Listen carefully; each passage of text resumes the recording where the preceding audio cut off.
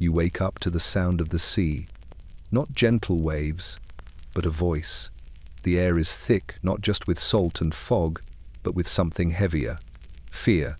It clings to the cliffs, wraps around the cottages, settles into every heartbeat. Out on the shore, shapes move in the mist, pale figures brushing their hair, wailing softly, vanishing before you can reach them. Someone whispers, "She is coming." You pull your coat tighter, praying the cold wind won't touch you, praying the sea won't claim you. But the spray in your hair betrays you. It's centuries past, yet the cliffs remember, the waves remember, and the stories still echo, of lighthouses built on bones, of ships that vanish without trace, of the Banshee who sings for the living before she claims the dead. People say it's superstition, a tale to keep children from wandering the headlands at night. They light candles, leave coins, murmur prayers. They tie charms to their doors, whisper names into the fog, anything to stay sane while the Atlantic prowls the coast. But behind the rituals lies something darker, the raw, relentless pulse of a sea that never forgets, the grief of the drowned, the watching of those who died too soon. This isn't just myth. This is what it felt like to live where the land ends and the ocean begins, where every step could meet something unseen. Welcome to Ireland, haunted lighthouses, banshees, and sea myths. And tonight, you're not just listening to the stories. You're on the cliffs, you're in the fog, you're in the sea's memory. The sea is awake long before you are. It moves in the dark, folding itself against the cliffs and whispering over the stones. Even on windless nights, it finds a way to breathe shallow, rhythmic, eternal. Along Ireland's western edge, where the land itself seems half dreaming, the sea does not rest. It grinds at the limestone, slips through sea caves like a thief, and murmurs old names that no one living remembers. The houses along the coast are built low and thick against the salt wind, their chimneys leaning slightly toward the ocean as if listening. In these places, silence is never whole. There's always the distant hiss of water breaking on rock, the hollow moan that echoes through the inlets, the sharp cry of gulls twisting like white ribbons against the dusk. Locals speak of it as a voice, not a sound, but a presence. The sea talks to itself, an old keeper once said, and sometimes it remembers us while it does. No one questioned him. The people who live here know better than to call the sea a thing apart. It's a neighbor, a mood, a god that never finished sleeping. When dawn comes, it doesn't begin so much as arrive, thin grey light pouring through mist like milk through gauze. The water turns pewter, then blue, then green so deep it could be forest. Along the beaches, the footprints of last night's fishermen are already half gone, erased by a tide that moves like memory, slow to rise, ruthless to forget. Every generation along this coast leaves something behind for the sea, a net, a name, a sun. The ocean keeps its ledger well. Sometimes, in the long winter nights, people swear they hear voices drifting over the waves. A woman's laughter, faint as wind through glass. A whisper calling from nowhere in particular. The older folk won't step outside when that happens.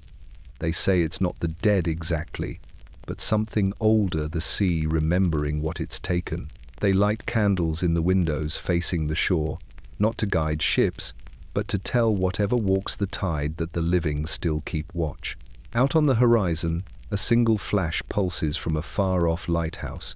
It blinks through the fog like a heartbeat, steady and mournful. To the fishermen, it's a comfort. To the children, it's a ghost's eye, never closing.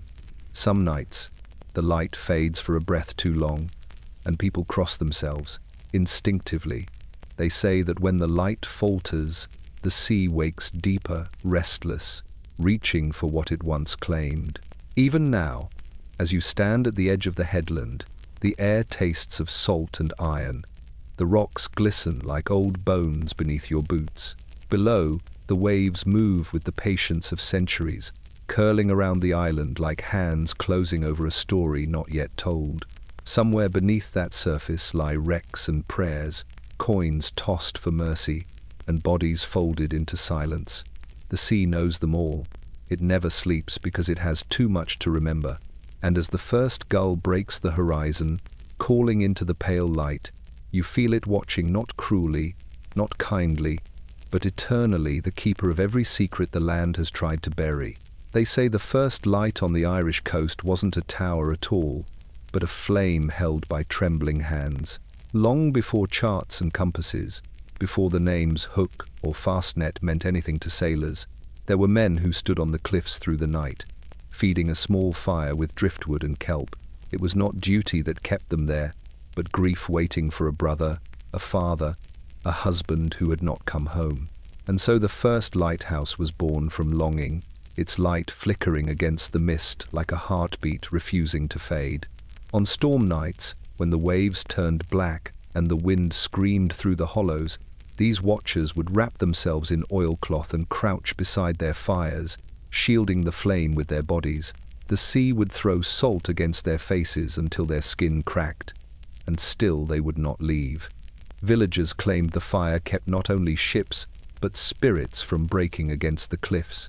Those who tended it were both mourners and wardens, part of the living world, yet half claimed by the dead. In time, the practice became a ritual. Families passed down their fire pits, teaching each new generation how to read the sea's moods, the color of the foam, the shape of the wind, the scent of rain in the salt air. When a light burned too low, neighbors would climb the ridge with armfuls of peat and whisper prayers to Saint Brendan, patron of the lost. There were no wages, no overseers, only faith that keeping the light meant keeping the sea at bay. Then one winter, the fire watchers vanished. Their cottages stood empty, doors swinging in the wind. Some said a wave higher than any before had swept across the cliffs and carried them off. Others whispered that they had finally followed their lights into the dark, that the sea had called their names, and they had gone willingly. What remained were their hearths, blackened circles carved into the rock, where no moss would grow for generations. Even today, fishermen say that if you strike a match there, the flame burns blue for a moment, as if remembering. When true lighthouses were finally built, their towers rose from those same haunted stones. The masons who worked by day claimed to hear whispers in the mortar, a low humming that made their tools tremble. And on the first night each tower was lit, the beam always faltered once, like a breath caught between worlds. Old women in the nearby villages would cross themselves and mutter, "They've seen it, the first light has found its ghosts." Now, when the modern lamps spin across the Atlantic, slicing through fog and rain, no one remembers the names of the watchers who came before. But the cliffs do. On quiet nights, when the wind drops and the tide sighs against the rocks, you can almost see a faint shimmer where the old fires burned, small lights trembling in the mist, as though the dead are still keeping their vigil for the living. The Irish say that the sea has memory, not the kind that fades with age, but the kind that deepens, layering over itself like silt. Every sound, every cry, every name ever spoken to it still drifts somewhere below the surface. That's why fishermen call out before casting their lines, naming their fathers and grandfathers, their drowned brothers, even the dogs who once guarded their boats. It isn't superstition, it's respect. They believe the ocean listens, and that memory is the only thing keeping it calm. Along the western coast, stone crosses lean toward the water, half buried in grass. Each marks a life taken by the tide, a list so long that no churchyard could ever hold it. The wind has erased the letters from most of them, but the locals don't need the words to know who lies there. They speak of the dead as if they've only stepped out for a while. He's with the sea, they say, not in mourning, but in quiet acceptance, as though the boundary between breathing and drifting has long been worn away. Some nights, especially when fog curls low along the coves, voices rise from the surf. They aren't loud, just faint murmurs weaving through the hiss of foam and shingle. Old sailors swear they've heard their own names, whispered back at them not in malice, but in greeting. Once, in County Kerry, a fisherman named Lorcan dropped his net and froze.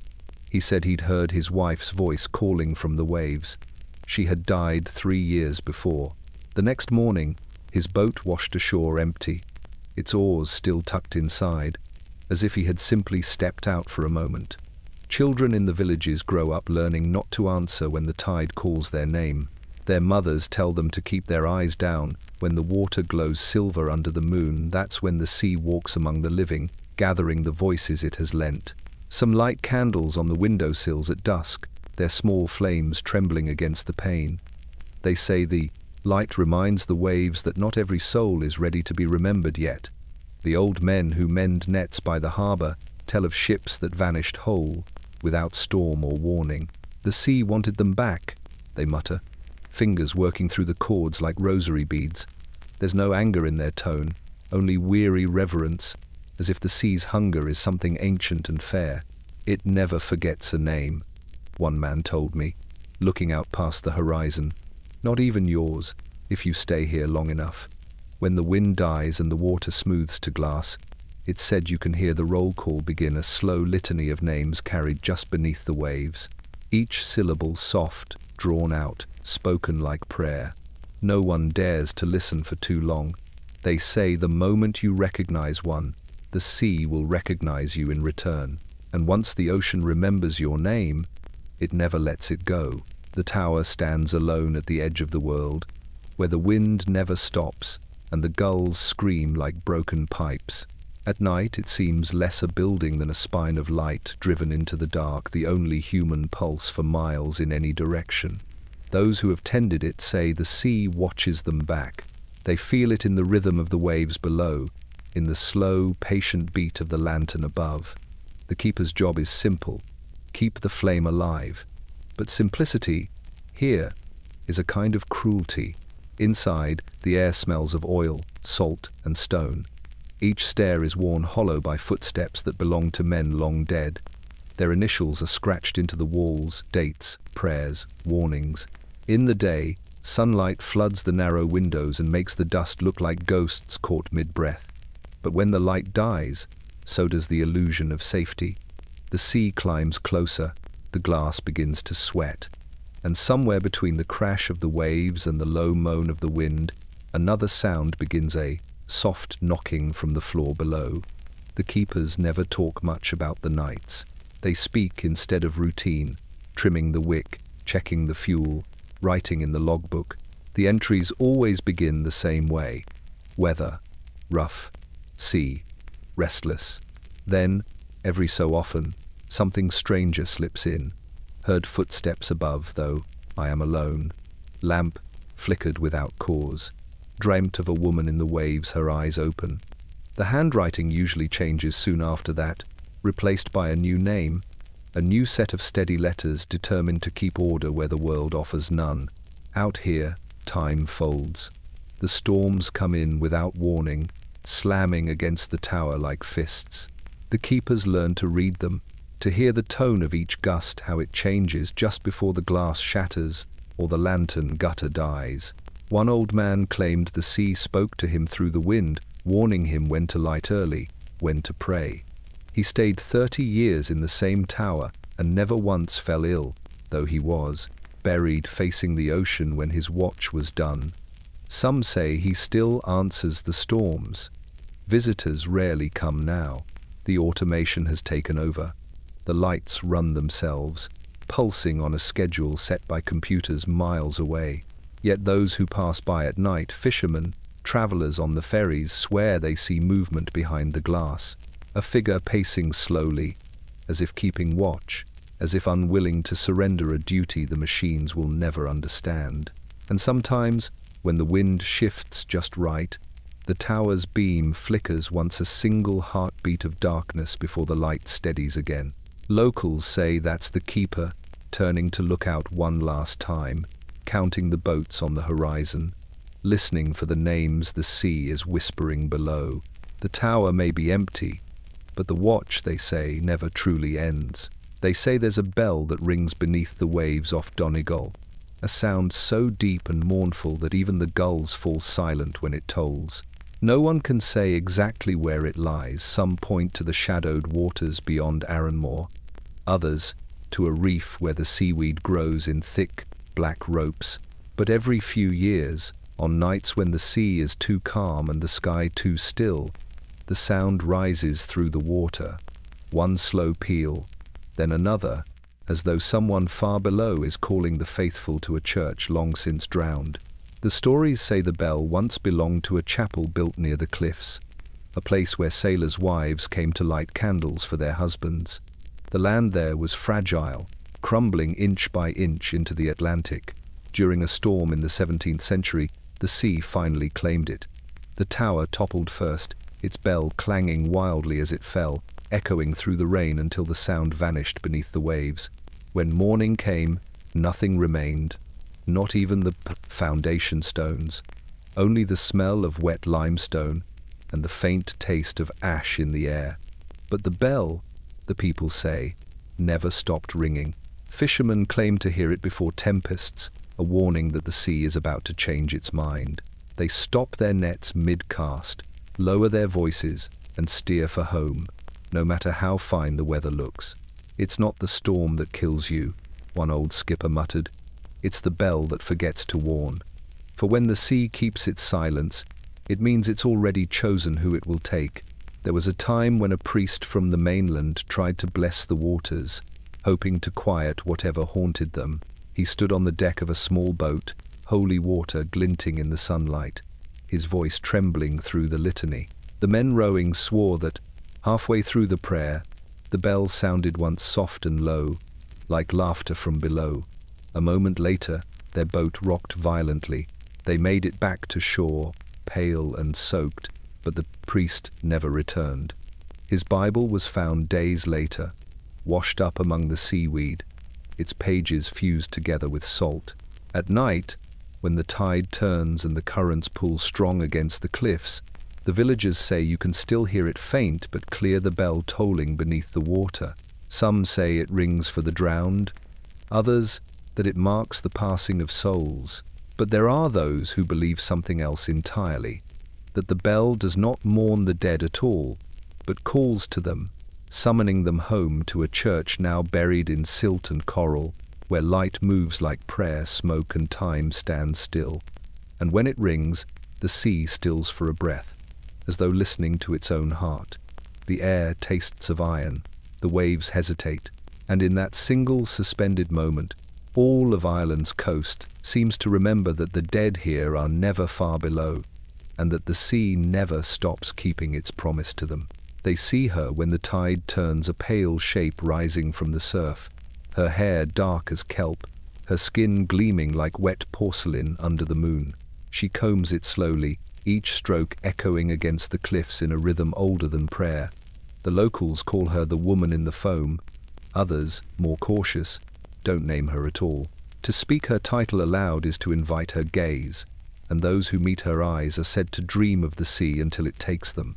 Every coast in Ireland has its own story of her. In Kerry, she is the drowned daughter of a fisherman who rowed out one night to find her father's body and never returned. In Sligo, she's a Celtic, cursed to wander the shore searching for her stolen seal skin, and on the wild Connemara headlands, they whisper she is older, still a remnant of the sea itself, the tide's own sorrow given form. But all agree on one thing: wherever she appears, someone is soon to die. One night, many years ago, a man named Eamon O'Shea saw her from the window of his cottage. The storm had passed, and the moon lay full across the sea like a coin on a dark table. She stood ankle-deep in the foam, her back to him, combing her hair. He said she looked so human it broke his heart. He stepped outside, calling out to ask if she needed help. She turned then, and he saw that her eyes were the color of the sea just before a storm. By morning, Eamon's boat was found drifting empty, a mile from shore. His footprints ended where the tide began. Children are warned not to follow the sound of the comb. They're told that when they hear the waves break in threes, a hush, a pause, and then another, the woman is near. That's when the mothers pull their curtains tight, and whisper small blessings against the dark. She's not wicked, they say, just lonely. But loneliness can be dangerous when it belongs to the sea. In the daylight, no trace of her remains. The beach is clean and bright, the rocks warm from the sun. Yet, sometimes, a single silver hair is found tangled in the driftwood, fine as mist, cool to the touch. The bravest fishermen keep one in their pockets, believing it protects them from drowning. The rest toss it back into the tide before the foam can reach their boots. Those who claim to have seen her say she never speaks. She doesn't need to. Her silence is heavy enough to pull the air from your lungs. Some say she is mercy itself, warning the living before the sea takes its due. Others swear she is the sea ancient, restless, and always reaching for what it has lost. And when the waves finally close over the sand, she vanishes again, her comb still glinting in the moonlight. The foam rolls back, leaving the shore as empty as before except for the echo of a breath, carried away by the tide, as if the sea itself sighed and went on remembering. They still speak of that night in whispers, the one when the wind fell dead over Carrig Point and the cry came rolling across the bay. It began just after midnight, a sound that wasn't quite human but not entirely of the sea either. Long, wavering, full of grief so sharp it felt alive.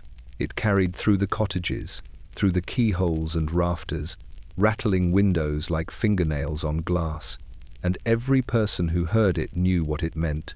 Someone along the coast would not see the morning. The Banshee's wail is not like any other sound in the world. It's thinner than air, yet it finds its way into bone. The old people say it doesn't echo, it enters. At Carrig Point, they claim she comes from the cliffs above the lighthouse, where the grass grows too thick and too green for such salt-bitten land. She is neither young nor old. Her hair, long and colorless, floats as if underwater. Her eyes are not angry, only hollow mirrors that hold the faces of those about to die. On that night, the cry came 3 times, just as the tide began to turn. The first wail was heard by the keeper's wife as she sat mending nets beside the hearth. The second by the priest, who had risen early for his prayers. The third by a fisherman named Donald Byrne, who was already at sea. He told later that the sound came not from the cliffs but from the waves themselves, as if the ocean had found its own voice. When dawn came, Donald's boat drifted back to shore alone, its sail torn clean in 2. The villagers say the Banshee does not bring death. She only announces it, a herald of sorrow, not its cause. Yet that makes her no less feared. There is something unbearable in being told your grief is already on its way. Families who hear her wail leave a candle burning in the window through the night to guide the spirit home gently when it comes. And when someone dies unexpectedly, a heart stopping mid-laugh, a body found in calm water, they take comfort, strange as it sounds, in knowing the cry was heard. It means the passing was marked, witnessed, and sung into memory. There are skeptics, of course, young men who laugh and say it's only the wind scraping through the rocks, or seals keening in the dark. But even they go quiet when the fog rolls in thick and the air smells of iron. For on such nights, sound carries differently. It bends, it lingers. The cliffs themselves seem to breathe, and if you listen long enough, you begin to understand why people call her Bean Cedar, the woman of the mound, the watcher between this world and the next. Now and then, someone walking the headland after dusk swears they see her, a pale figure in the mist, hair floating as if underwater, eyes turned toward the land. They don't wait to look twice, for everyone in Carrig Point knows, when the Banshee cries, it isn't the dead she mourns, it's the living who still believe they're safe. They say Hook Head is cursed from its foundations upward. The tower rises proud against the Irish Sea, white stone gleaming through salt haze, its beams sweeping the horizon like a blade. But beneath that proud light lie bones, not fossils or fish, but human ones. The story goes that when the first stones were laid, the ground itself would not hold. Each morning the builders found their work undone. Stones toppled, Mortar crumbled. Foundations split as though something beneath the earth resisted. So the foreman went to the village and returned with help the church would never bless. The bones of the drowned, gathered from the shore. They were buried under the base of the tower, row after row, salt-whitened ribs and skulls packed tight in the pit. To make the sea remember, the foreman said, and when the bones were covered, the ground finally held. The lighthouse rose, and the flame above it burned steady for the first time. But from that day onward, no keeper ever slept soundly inside. The first man to tend the light was named Padraig Lanigan. His logbook survives, stored in a museum now, the ink faded and water-stained. Most entries are ordinary, wind directions, tide levels, passing ships. But near the end, his handwriting shifts, slanted, frantic. Heard voices below the floor, sounded like prayers. Woke to water dripping from ceiling though it hasn't rained in days. His last note is only a single sentence. They're climbing. The next page is blank. When Padraig's replacement arrived weeks later, he found the keeper's boots by the door, dry and polished. The lamp was trimmed, the wick perfect. The logs stacked neatly by the wall, but there was no sign of the man. Search parties combed the cliffs and the sea caves below, finding nothing except a single brass key washed up in the tide, its teeth worn smooth, as if by years of salt and bone. From then on, the light was never left unstaffed. 2 keepers at a time, always. One to watch the sea, the other to listen for the sound beneath the floor. Because every few months, just before a storm, the stone base begins to hum. It's low at first, a vibration more felt than heard, but it grows into something unmistakable. The faint rattle of bones against stone, the whisper of 1,000 drowned voices turning in their graves. Modern visitors say it's superstition, that the sound is only air trapped in the rock or the thrum of waves below, yet even they fall quiet when the hum begins.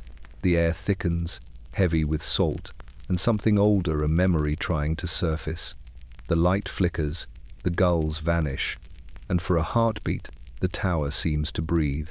Then the sound stops, as suddenly as it began. The keepers write nothing about it now. The official records stay clean, but when they come down from their shifts, their faces pale and eyes rimmed red from sleeplessness, they all repeat the same line to whoever asks. The bones are still keeping the light, and at hook, head, that's enough to make the sea behave most of the time. They say the seabed off the Aran Islands is littered with paper-sealed letters, ink-washed envelopes, folded prayers sent by hands that never saw land again. The fishermen call that place the Post of the Drowned. When storms churn the deep, bits of those letters rise to the surface, the paper soft as skin, the words long erased by salt. Some wash ashore, sticking to rocks like pale weeds. Others drift into the coves, where the tides curl them beneath the sand. If you find one, the elders warn, do not open it. Read what the sea has kept, and it will come for you next. The legend began during the famine years. With no priest nearby, and death filling every home, people began to write to their dead. They believed the sea could carry messages faster than prayer. Each note was sealed in wax, and dropped into the waves, addressed not to heaven, but to wherever souls might wait.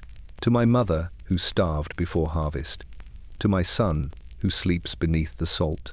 The letters drifted, out beyond the headlands, into that endless grey. And sometimes, the people said, the sea answered. One woman in Inishmaan swore she found her own handwriting returned to her doorstep. The paper was soaked through, but her words were there, written darker, as though traced over by another hand. Her husband, lost to a wreck a year before, had signed beneath her closing line, "I am colder than the water. Stop waiting for me." She locked the letter in a chest, but her daughter found it weeks later and read it aloud. The next morning, the girl was gone. Her footprints led to the pier and ended where the foam began. For years after, families burned the letters as soon as they were written. They said fire purified what the sea only borrowed. But still, bottles kept turning up green glass, corked tight, sometimes with a curl of ribbon still clinging to the neck. Inside, the paper pulsed faintly, as if breathing. A fisherman who once broke one open claimed the writing inside was moving, lines of ink rearranging themselves like living veins. He threw the bottle back, and by dawn his nets were full for the first time in months. He never fished again. Modern divers who explore the wrecks speak of the same thing. Small, weightless scraps drifting through the dark, words glimmering faintly in the light of their torches. The letters seem endless, as though each generation has added its own confessions to the sea's archive, apologies, names, and unfinished prayers, suspended forever between tide and memory. Locals believe the ocean keeps those messages because it understands longing better than heaven ever could. Every year, on the eve of November's first storm, they toss small blank pages into the surf, giving their griefs no name this time. The tide takes them anyway, folding them neatly beneath its skin, and far below, the drowned post waits, each letter pressing softly against the next stories that never reached the shore, but were heard all the same. Off the western coast, beyond the line where the sea turns from green to black, sailors whisper of an island that appears only when the world forgets to breathe. They call it High Brazil, the island of the blessed, a place of gold, light, and endless calm. For centuries, maps marked it faintly, a shadowed circle west of Galway, sometimes with a question mark beside its name. No one ever agreed where it lay, only that it revealed itself to those the sea wished to tempt, and that by sunrise it was gone. The earliest stories say it was a sanctuary of saints, built on stone so bright it blinded the gulls. Some claimed the monks there never aged, living on mist and prayer.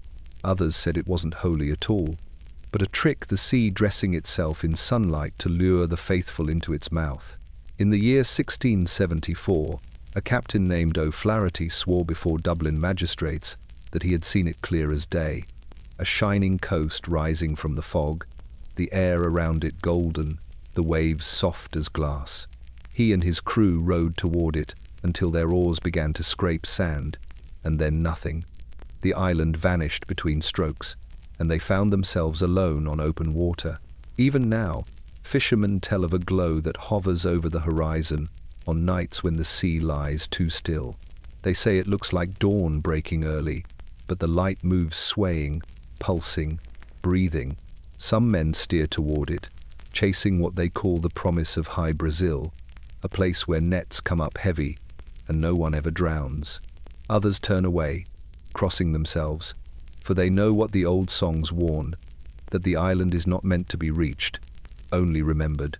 Once, during the great calm of 1892, a boat from Doolin vanished while following that glow.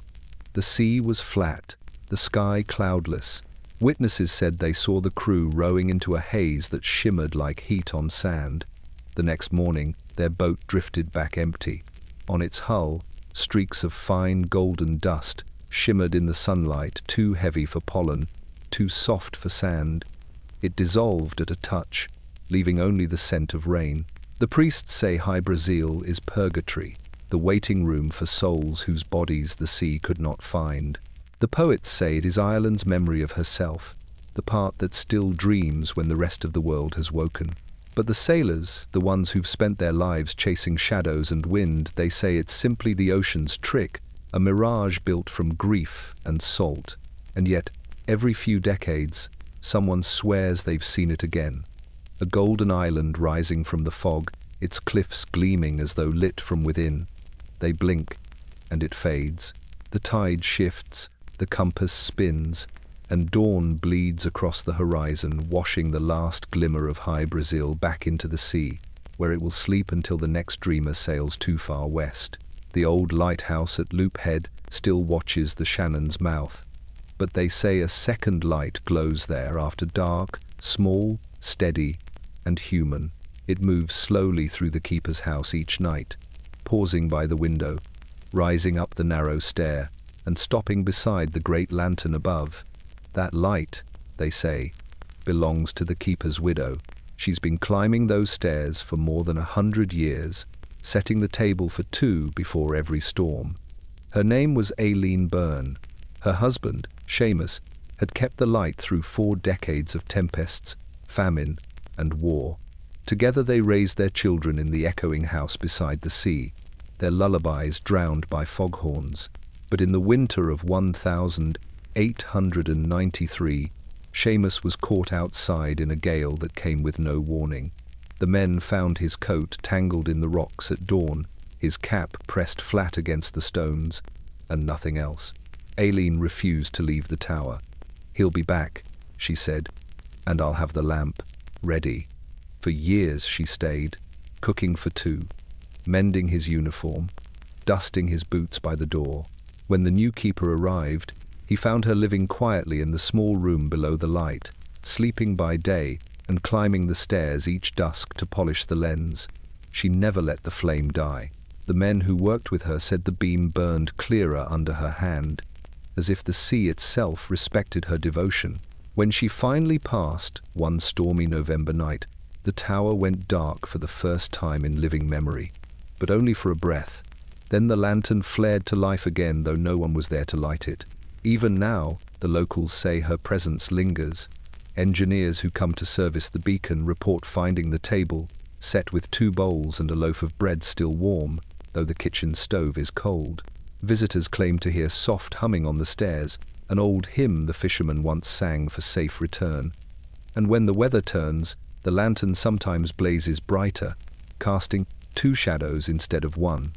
Skeptics call it folklore, a tale told to comfort those who spend their lives watching the sea take what it loves.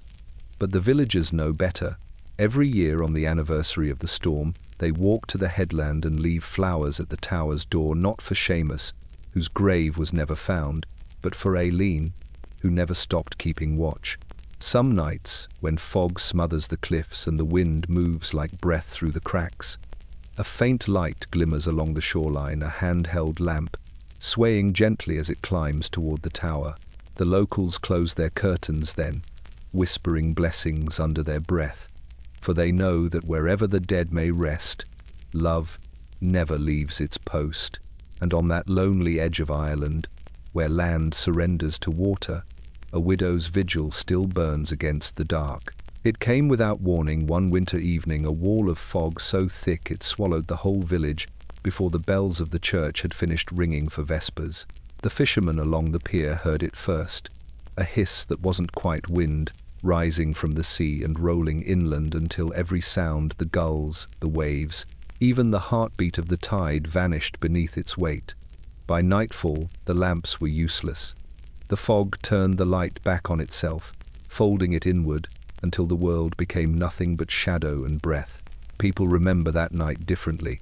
Some say it smelled of salt and burning peat. Others swear it carried the faint sweetness of flowers long gone to seed. But all agree on one thing, that the fog had voices. At first it was a murmur, like the sea talking to itself. Then it grew clearer, rising and falling in strange rhythms, as if 100 people were speaking softly just beyond the edge of sight.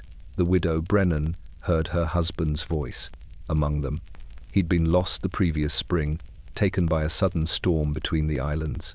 She ran into the street barefoot, calling his name, following the sound down toward the harbor. Neighbors tried to stop her, but the fog was thick as wool. By the time they reached the pier, she was gone. Only her shawl remained, damp and folded neatly on the stones. By midnight, half the village was awake, listening. Mothers swore they heard their children's laughter, those who had died in infancy, echoing faintly from the well. Old men heard their brothers singing snatches of work songs that hadn't been heard since the war. Even the priest admitted later that he'd heard his own name whispered from the churchyard, though he refused to speak of it again. When dawn finally came, the fog began to thin, drawing back in slow, heavy folds like a curtain reluctant to close. What it left behind was silence, no birds, no waves, not even the usual groan of the wind against the cliffs. The sea was flat as glass. Along the shoreline, footprints led out toward the water, ending where the tide had touched them. For weeks after, the villagers spoke in hushed tones, afraid to raise their voices lest the fog return to listen. They kept candles burning through the night, and hung bits of iron and salt above their doors. When another storm came, months later, they stayed indoors, windows shuttered, whispering their prayers only once. And still, sometimes, when the weather turns sudden and the sea breathes heavy against the shore, they say they hear it again, those same soft voices moving through the mist. No one follows them now. The living have learned what the dead already know, that the sea keeps what it takes, and sometimes it lends their voices back, if only to remind us that memory can find its own way home through the fog. Tory Island sits far out in the Atlantic like a splinter of rock the mainland forgot. Only a handful of families live there now, bound to the sea by blood and weather. The rest left long ago, fishermen who swore the ocean had turned against them, light keepers who packed up before their minds could unravel. The mainlanders say it's loneliness that haunts Tory. The islanders know better.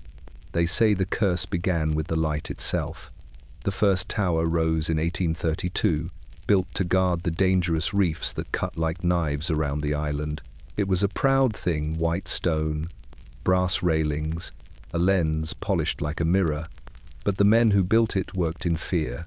Every morning they found their tools scattered, their ropes cut clean through, their scaffolds blown apart, though the wind was still.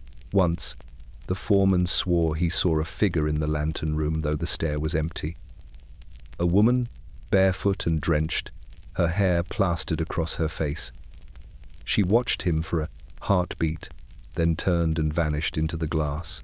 When the lighthouse was finished, the first keeper lasted barely 6 months. His name was Patrick Quinn. His journal, what survives of it, tells of sleepless nights, of whispers echoing from the stones, of seeing his own reflection moving when he stood still. The final entry reads, "She's in the light now. It burns blue when she's near." 2 weeks later, he walked into the sea wearing his full uniform. The next man did the same 3 years after, and the one after that. By the time the government sent investigators, the island had turned hostile.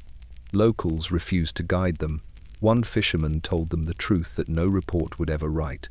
The tower was built on the grave of a drowned girl, the daughter of a priest who'd cursed the sea for stealing her. When the waves carried her body to shore, he forbade burial in holy ground. So the islanders laid her beneath the rocks where the tower stands now, her rosary still, wrapped around her hand. From that night onward, they say, the sea stopped resting. Modern keepers laugh at the story. They say the loneliness drives men mad, that fog and wind can twist the mind. Yet none of them stay longer than 3 winters. The last one, transferred in 1986, left his post without permission. When he was found days later wandering the cliffs, he kept repeating one phrase over and over. "The light spoke my name."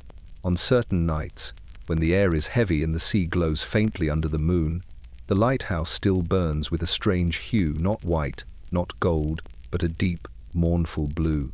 The islanders refuse to look at it. They draw their curtains, whisper their prayers, and wait for dawn. For they know the sea remembers the priest's curse and the daughter's name. And as long as the light stands, she will never stop keeping her own watch over Tory, neither alive nor gone, only waiting. There are nights along the western coast when the wind falls still, when the sea forgets its own voice, and the world holds its breath. It's on such nights that people say you can hear it, the slow, deliberate sound of hair being combed somewhere near the shore. It drifts through the dark, faint and rhythmic, like silk pulled through fingers. Every child in Connacht knows what it means. When you hear the combing, you lock your door, you say nothing, and you never, ever answer the sea. The old ones say it's the Merrow, the sea woman tending her hair beneath the moonlight. Others whisper it's the Banshee, preparing herself for another death to sing. Whatever name she bears, her song is always the same, steady, patient, without mercy. The comb itself, they say, is carved from bone, sometimes her own, sometimes from those she's taken. And if you find one washed ashore, you must never touch it. For the moment you do, she will come for it, and for you. Once, a man from Mayo named Declan found a comb wedged between two rocks after a storm. It was pale and smooth, the teeth fine as fish bones. Thinking it beautiful, he tucked it into his coat pocket and brought it home. That night, he woke to a sound outside his door, the same rhythm he'd heard by the cliffs, slow and soft, a comb dragging through long, wet hair. The next morning, his wife found the door wide open and a trail of seaweed leading to the shore. His coat was folded neatly on the rocks, but the pocket was empty. The locals still tell that story to warn their children, though they add a detail Declan's wife never told aloud. When she followed the seaweed to the water's edge, she found footprints that weren't quite human-long, narrow, webbed faintly between the toes. Every few years, someone claims to hear it again. A woman in Galway swore the sound followed her along the beach for a mile, though the tide was low and the sand smooth. A postman on the Arran ferry once heard it. Through the fog, the unmistakable hiss of combing above the splash of the waves. He said it grew louder the closer he came to shore, until it stopped altogether. When he looked down, a single strand of hair lay across his sleeve, silver white and glistening with salt. No one doubts these stories anymore. The sea has too long a memory, and its rituals don't die just because we stop believing. So when the wind stills and the night grows heavy, the people along the coast listen. Some claim the sound is only the tide brushing through the rocks, or seagrass whispering against the stones.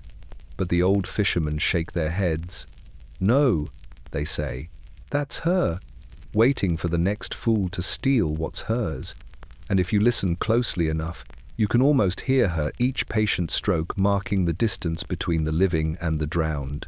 In a small village near Lahinch, where the dunes curl like sleeping beasts and the wind tastes of iron and rain, they still tell the story of the boy who followed the tide. His name was Shawnee O'Rourke, a quiet child with hair the color of peat smoke and eyes too dark to catch the light. He was 6 when it happened, old enough to run barefoot through the surf, young enough to believe the sea could love him back. It began on an evening so calm that the fishermen called it a listening night. The water was flat, the air heavy, the horizon blurred with mist. Shawnee's mother was folding nets by the cottage door when she heard him laugh, a clear, bell-bright sound that carried across the beach. When she looked up, he was standing at the water's edge, pointing at something in the shallows. She saw nothing, only the flicker of moonlight over foam. Then, before she could call his name, he stepped forward, one slow, certain stride after another, until the sea closed around his knees. By the time she reached the shore, he was gone. The water rippled once, then stilled. The neighbors came running with lanterns and ropes. They searched through the night, their voices muffled by fog. Some swore they saw blue lights flickering beneath the waves, like candles burning deep in the dark.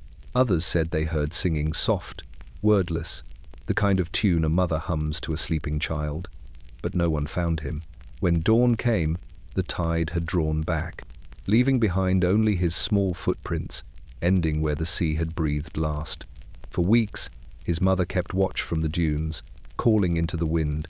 Then one night, she saw him again, or thought she did. A child standing just beyond the surf, hair plastered to his face, clothes rippling in the current. He lifted his hand as if to wave. She ran to him, shouting his name, but the closer she came, the fainter he grew, until he was nothing but mist and light, the sea closing over him once more. The elders said the Selkies had taken him, the seal folk who steal children marked by the tide. Some said he was chosen, not stolen, born of the water, and merely called home. His mother never spoke again after that night. The villagers cared for her, left food by her door, but she spent her days by the sea, listening for laughter in the wind. Every spring since, when the tide turns and the moon lays a white path across the water, children along that shore are warned to stay indoors. Yet some still claim to see him, a small figure playing in the foam, his laughter threading through the waves. The fishermen who hear it cross themselves and whisper a prayer for the lost boy of Lahinch, the one who followed the tide and never came back, except when the sea remembers to dream. They found it still burning 3 days after the ship went down, a single brass lantern drifting among the wreckage, its flame unbroken, though the wick should have drowned 100 times over. The storm that took the Claddagh Star had been merciless. 50 men lost, the hull split clean in two, the sea black as slate, but the light survived, bobbing on the current, its glow cutting through the fog like a heartbeat that refused to die. The fishermen who discovered it were too afraid to touch it at first. They said the air around it was warm, though the sea was cold enough to freeze bone.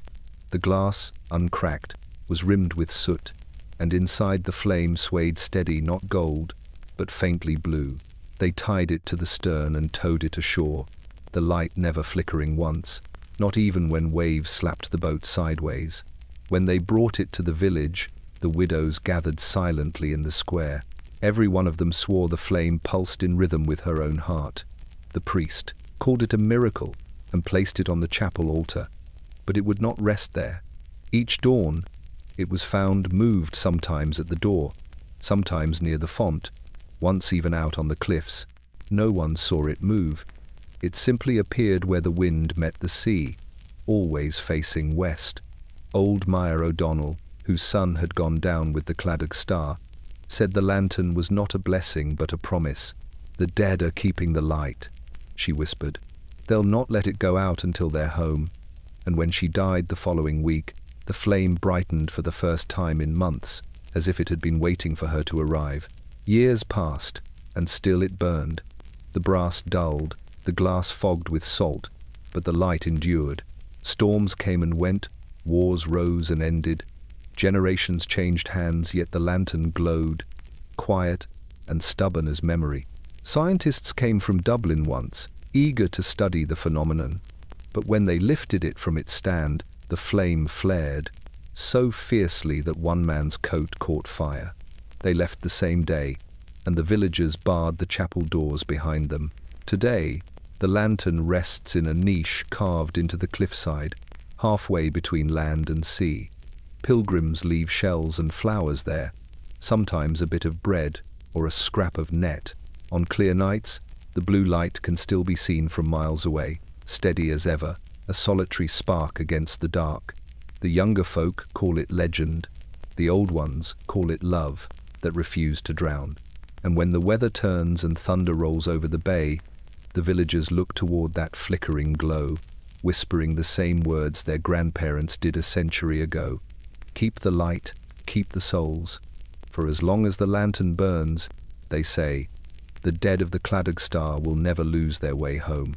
There is a narrow lane that runs between two forgotten graveyards near County Clare, a path so overgrown with thorn and briar that even the wind seems reluctant to enter. Yet, when the fog is thick and the air holds its breath, that lane comes alive. Locals call it the Banshees path. They say it's not meant for the living, but for her, the woman of the mounds, who walks it whenever a soul is about to pass from this world to the next. The road begins where the old ring fort crumbles into moss. From there, it snakes through the fields, overgrown with ivy, until it meets the edge of a churchyard half swallowed by time. Long ago, it was said to link the homes of the ancient dead fairy mounds, burial rings, and sacred wells that predate the church's claim on the land. The old people warn that it's a road of silence, a borderland, and that once you've stepped onto it, you walk between worlds. There was a farmer once, Thomas Hanrahan, who tried to clear the lane so he could drive his cattle through. He had no patience for tales, no fear of curses. The night after he cut down the first thorn bush, his eldest daughter woke screaming, saying she'd heard someone crying just outside her window. The next morning, their milk soured, the dog wouldn't stop howling, and Thomas found his spade bent clean in half. Still, he laughed it off until he heard it himself. It was dusk when the wail came. Long and thin, it wound through the hedgerows like smoke. He said it wasn't loud, only close, so close it felt like it came from inside his own chest. The cattle bolted, the lantern shattered, and Thomas dropped to his knees, covering his ears. By the time he made it back to the house, his hands were bleeding from the thorns. His mother met him at the door, pale as linen. "Who's dead?" she asked. An hour later, Word came from town his brother had drowned crossing the ferry. Thomas never touched that path again. Now, no one cuts the briars. They let the thorns grow wild, as if the earth itself wants to keep its secret. Travelers still report strange things when they stray too close. The air turning cold without warning, whispers beneath the sound of their own footsteps, a flicker of white at the edge of sight. Some claim to see her a woman dressed in grey, her hair long and tangled, her face hidden by shadow. She walks slowly, barefoot, her hands brushing the grass as though counting the names buried beneath. The villagers say the Banshee's path connects all the old graves of Ireland, an invisible thread winding through the island like a vein. Every death sends her walking again, her cry carrying through the hedges and into the hearts of those she warns. And though no one dares follow her, they all leave the lane untouched, for they know it isn't a road at all, but a promise that no soul leaves this land without being sung home. There was once a keeper on Rathlin Island who made a vow the sea could not break. His name was Eowyn mac Conail, and for 40 years he tended the lantern that crowned the cliffs like a star nailed to the world's edge.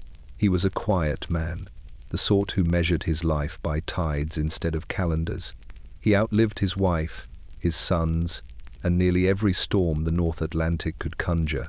And yet, when the sea came for him, as it does for everyone, it found him waiting. They say his refusal began with loss. During a gale in the winter of 1901, his youngest boy, Liam, set out to deliver oil to the lower light and never returned. The waves swallowed his boat whole, leaving only the oil canisters and a single glove floating among the wreckage. From that night forward, Eowyn stopped speaking to the water. He wouldn't look at it, wouldn't say its name. The sea takes what it's owed, the villagers said, but Eowyn would only shake his head. Not me, he whispered. Not again. He stayed in the tower long after his retirement, long after the government sent letters demanding he leave. He slept beside the lamp, mended his own clothes, and survived on tea and hard bread. When storms came, he bolted the doors and wound the clockwork by hand, refusing to let the flame falter. The men who brought supplies once a month said he looked thinner each time, his skin grey as driftwood, his eyes lit by the same cold fire as the lantern above. "You'll die up here," one warned. Eowyn just smiled. Better here than in her mouth.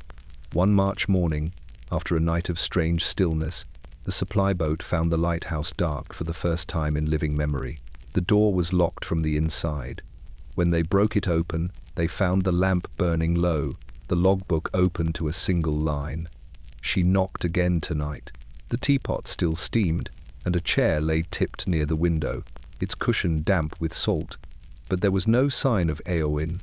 The only sound was the slow, deliberate dripping of water from the ceiling, forming a small pool at the base of the stairs. The men searched every corner of the island, but nothing turned up, not a body, not a footprint, not even a piece of clothing. When they climbed back to the lantern room, one of them noticed a handprint on the inside of the glass, clear, pale, and wet, as though pressed from the other side.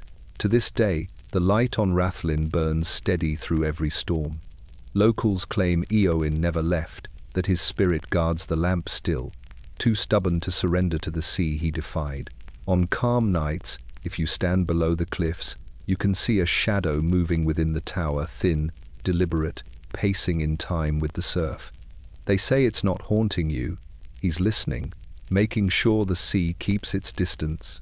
Kilcredan Lighthouse stands on the Clare coast where the air never fully dries.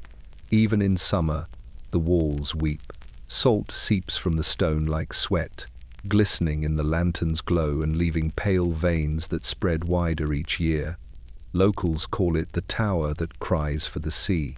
They say the salt isn't from the spray or the storms, but from the tears of the drowned, the souls who could not rest, pressing themselves into the rock until their sorrow bled through. The keepers have tried everything. They scrub the walls until their brushes fray, patch them with lime, seal them with resin. Yet the damp always returns, crawling from the corners, tasting the air. On still nights, when the wind dies and the only sound is the pulse of waves below, The keepers swear they can hear it moving an almost human sound, a slow, hollow breathing behind the plaster. The first to speak of it was Keeper Nidalai in 1878. Her logbook describes water dripping from the ceiling, though no rain had fallen in weeks. She wrote of finding the floor slick under her feet, the salt staining her hands. "It feels alive," she wrote, "like the wall has a heartbeat." 2 weeks later, she fell ill. Her skin began to crack in white lines along her arms, and when she died, her body was covered in a thin crust of salt, as if the sea had claimed her from within. The tower changed hands many times after that. No one stayed long. The records show more illness, more accidents, lamps that shattered on windless nights, footsteps on the stairs when no one climbed them, voices murmuring behind closed doors. A keeper in the 1920s left a single entry before abandoning his post. "The walls are remembering again." Engineers later blamed condensation, the mixing of limestone and salt air, but those who have touched the stone know better. The salt burns faintly on the skin. It tastes wrong, not like ocean, but like tears. Divers who explored the waters beneath the cliffs found an old graveyard. Carved into the seabed rows of headstones swallowed by coral and silt, their inscriptions erased by centuries of tide. The names, they say, belonged to sailors lost from ships that never reached Kilcredown's light. Now, the lighthouse is automated. No keepers remain to hear the dripping at night, to wipe away the walls weeping. But the villagers still avoid it after dark. They say that when storms roll in, the salt grows faster, crawling up from the ground like frost. If you listen closely, you can hear the stone sigh soft, weary, as though mourning the weight it carries. And sometimes, when lightning flashes across the headland, the walls themselves seem to shimmer, alive with 100 pale faces pressed just beneath the surface. For a heartbeat, the tower looks less like a home for light and more like a monument to what the sea refused to forget. It was said the storm came without wind. One moment, the horizon was smooth and grey. The next, the sea rose as if something beneath it had turned over in its sleep. The street, Brigid, a mail ship out of Cork, was caught in its jaws, 3 masts, 40 souls, and a captain who prayed louder than the thunder. His name was Captain Donnellan, a man known for calm speech and steady hands. But that night, the sea was listening, and the sea has never liked the sound of human certainty. The log recovered from the wreck tells part of the story. It begins like any other notes of wind direction, barometer readings, and cargo weight. Then, around midnight, the handwriting tilts, the ink smeared by spray. Sky gone black, sea moving strange, light at starboard too high to be a ship. The next line reads, "Told crew to pray." After that, only one more word appears, scrawled over and over down the page: "Forgive." The fisherman who found the wreck 2 days later said the ship looked as if it had been crushed by a hand. The deck was splintered, the rigging tangled in knots too tight for men to tie. No bodies floated nearby, not even the captain's. But something else drifted with the debris, a Bible, waterlogged but intact. Its pages stuck together by salt. When the villagers opened it to dry, they found it stopped at the Book of Jonah, the verse underlined in shaking ink. Then the sea ceased from her raging. Since then, sailors along the southern coast speak of a light that appears before storms, a pale lantern bobbing in the dark, far from any land or ship. It swings once, twice, then vanishes. The old men swear it's Captain Donnellan keeping his final watch, warning others away from the grave that swallowed him. Younger sailors, less patient with ghosts, claim the light means the opposite, that it lures the unwary closer, promising safe harbor only to drag them under. Either way, they all agree. When you see that light, you turn your boat for home. One survivor did come ashore, though he was never the same again. A cabin boy, barely 16, washed up near Kinsale days after the storm. He couldn't speak for months, and when he finally did, he told the priest he'd heard the captain praying as the ship went down, not for himself, but for the sea. He begged her to rest, the boy whispered. He said she'd forgotten how. Now, on calm nights, when the tide lies still and the stars hang low, people say they hear a faint voice rising from the water, a man's voice, deep and hoarse, reciting the same prayer again and again. The words shift with the wind, but one thing remains clear. The sea, once raging, always answers, sometimes with silence, sometimes with thunder, and always with remembrance. It happened on a Sunday, the 7th of March, 1903, a day so clear that the sea itself looked harmless. The church bells had just finished their slow toll across the headlands when the light at Innistrahall went dark. No warning, no storm, no smoke. One moment its beam swept the horizon as it had every night for 70 years. The next, it vanished, swallowed whole by daylight. No one noticed at first. Then, by morning, 7 households along the coast were draped in black. The official record says the failure lasted 7 hours. The engineers blamed corrosion in the copper lines, but the villagers remember it differently. They say the light didn't fail, it refused. That same evening, the keeper's wife was found kneeling on the stair, her hands clasped, her eyes open but unseeing. The lantern above her was still cold to the touch. "It's resting," she whispered when they carried her out. "It's tired of watching." Before midnight, the first ship was lost. A fishing boat called the Mary Eileen, carrying 3 brothers and their cousin, struck the reef below the headland. Locals watching from shore swore they could see them waving not for rescue, but farewell. When dawn broke, the wreck lay shattered against the rocks, its nets floating like seaweed, and by the time the sun set, 6 more deaths had followed. A farmer trampled by his own cattle, a child found face down in a rain barrel, a widow who simply stopped breathing at her table. The priest declared it coincidence, the toll of chance and weather. But the people who lived nearest the cliffs told another story. They said the light had gone dark because it had seen too much, that its beam, night after night, had carried the faces of the drowned, and that on that Sunday it finally looked away. When the engineers arrived from Derry, they found the lens cracked clean through the center, though there'd been no heat, no lightning, no impact.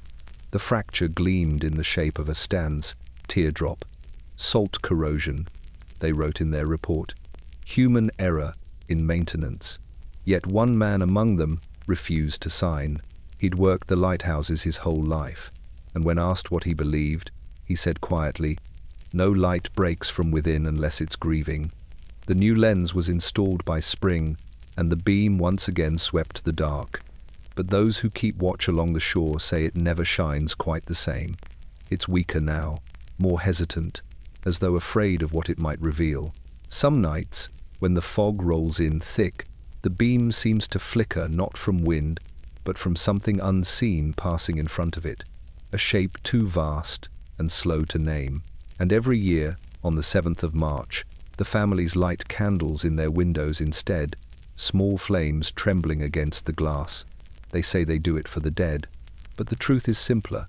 They do it for the light so it never has to watch alone again. Off the coast of Dingle, where the water deepens to green-black and the kelp drifts like hair, fishermen tell of a bargain older than the nets they cast.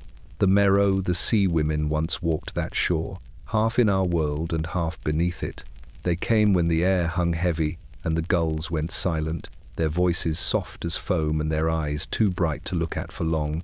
They asked for one thing only, a promise, and the men who broke it never came home.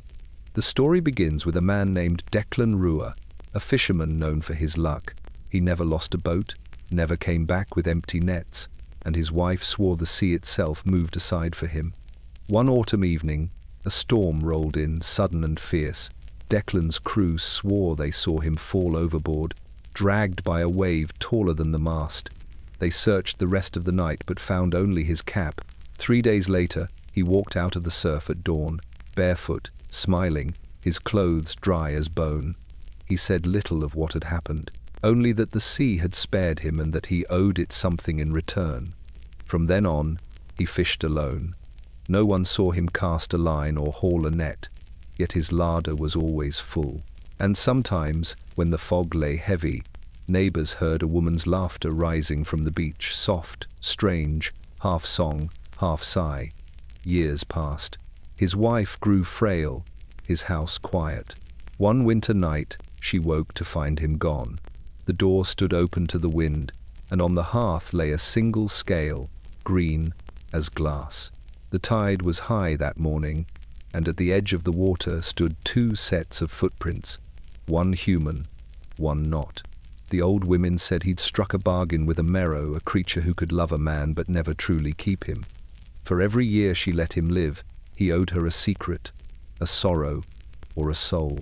Some say he gave her his voice, for he was never heard to sing again. Others claim he promised her his heart, and that when his wife died, he went to pay the debt in full. To this day, the fishermen of Dingle leave small offerings at the rocks when the sea turns calm, a coin, a comb, a scrap of bread. They say it keeps the merrow satisfied, reminds her that men still remember the old pacts, and on rare mornings, just before dawn, when the waves glow faintly and the air smells sweet instead of briny, some swear they see her sitting there, hair streaming down her back, eyes turned toward land. No one speaks to her. They keep their distance, cross themselves, and row on, for they know that a bargain made with the sea never truly ends. It only waits, quiet and patient, until the tide remembers the name of the man who dared to promise it love. It was found sealed inside a rusted tin box during restoration work at the abandoned lighthouse on Achill Island. The journal's pages were warped, half fused together by damp and time. The ink faded to the color of bone. The cover bore no name, only the date 1891. But someone had tried to etch words into the metal lid above it, faint and crooked. Don't stay after dark. The first entries are calm, the tidy handwriting of a man who believed in order. Notes about tides, repairs, and fuel rations, the kind of small certainties that keep loneliness from growing teeth. Weather mild, lantern steady, oil delivered by O'Malley boys, no issues. Then, a week later, saw lights on the water last night. Too many to be boats. Thought they were stars until they moved. The writing begins to tilt after that. Sentences shorten. Punctuation disappears. Voices outside. Thought it was wind. Heard them calling the names of the dead keepers before me. Another entry reads, smell of salt in my bedclothes. Floor damp, though no rain. Someone knocks below every midnight. Always 3 times. The last full page holds a passage written in a trembling hand. She came to the door again, asked to be let in. I told her, there is no warmth here, no one living. She said that's why she came. After that, the handwriting becomes frantic, looping over itself, phrases written again and again. Keep the light, keep it burning, don't let it out. And then the final line, carved through the paper so deep it tore the page. She knocked again tonight. No body was ever found in the tower. When the replacement keeper arrived, the door was barred from within. The lantern burned weak but steady, as if trimmed by an invisible hand. The journal lay open on the table, the ink still damp. There was seaweed on the floor and a trail of wet footprints leading up the stairs, though the windows were locked tight. Scholars say the salt air made him mad. The pressure of isolation, the monotony of light and dark, of wind and silence. But locals remember the stories of a woman seen walking the cliffs at dusk, her hair black with seawater, her eyes reflecting flame. They say she visits every keeper who tends the light too long, knocking softly until they answer. When they do, the sea claims them, and the lamp burns brighter for days after, as though fed by something other than oil. Today the tower stands empty, the lens broken, the stairs slick with moss.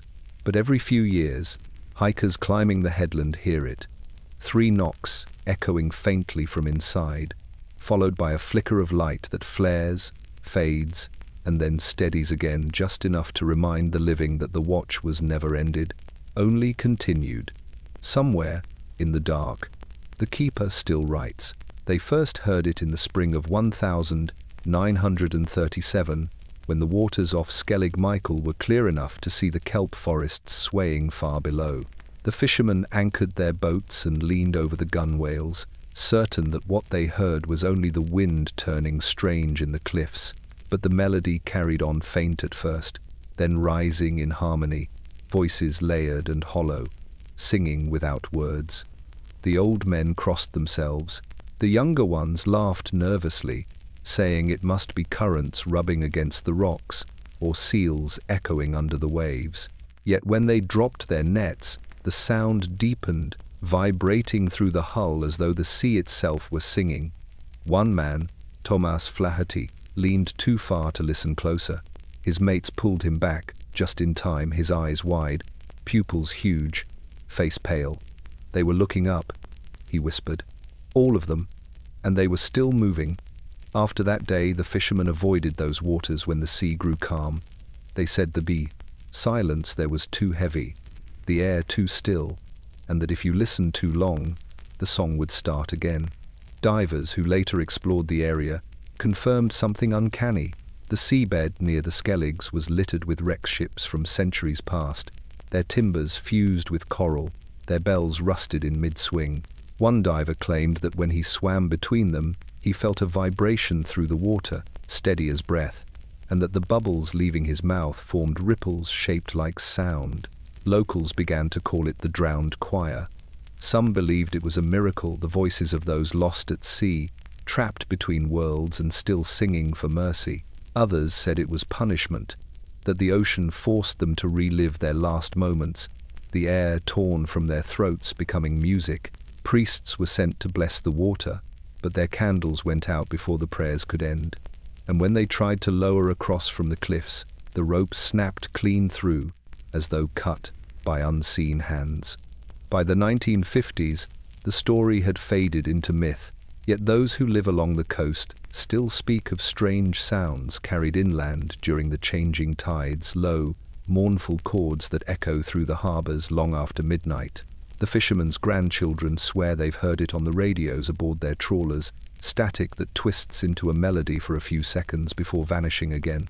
Always the same rhythm, slow and deep, like a heartbeat measured in centuries. No one sails that patch of water now, when the sea lies too calm. The current there is treacherous, the surface glass smooth and deceptive. But sometimes, when the sun sets red and the wind dies completely, the cliffs of Skellig seem to hum, faintly, like a hymn escaping from under the earth. The villagers fall silent then, listening.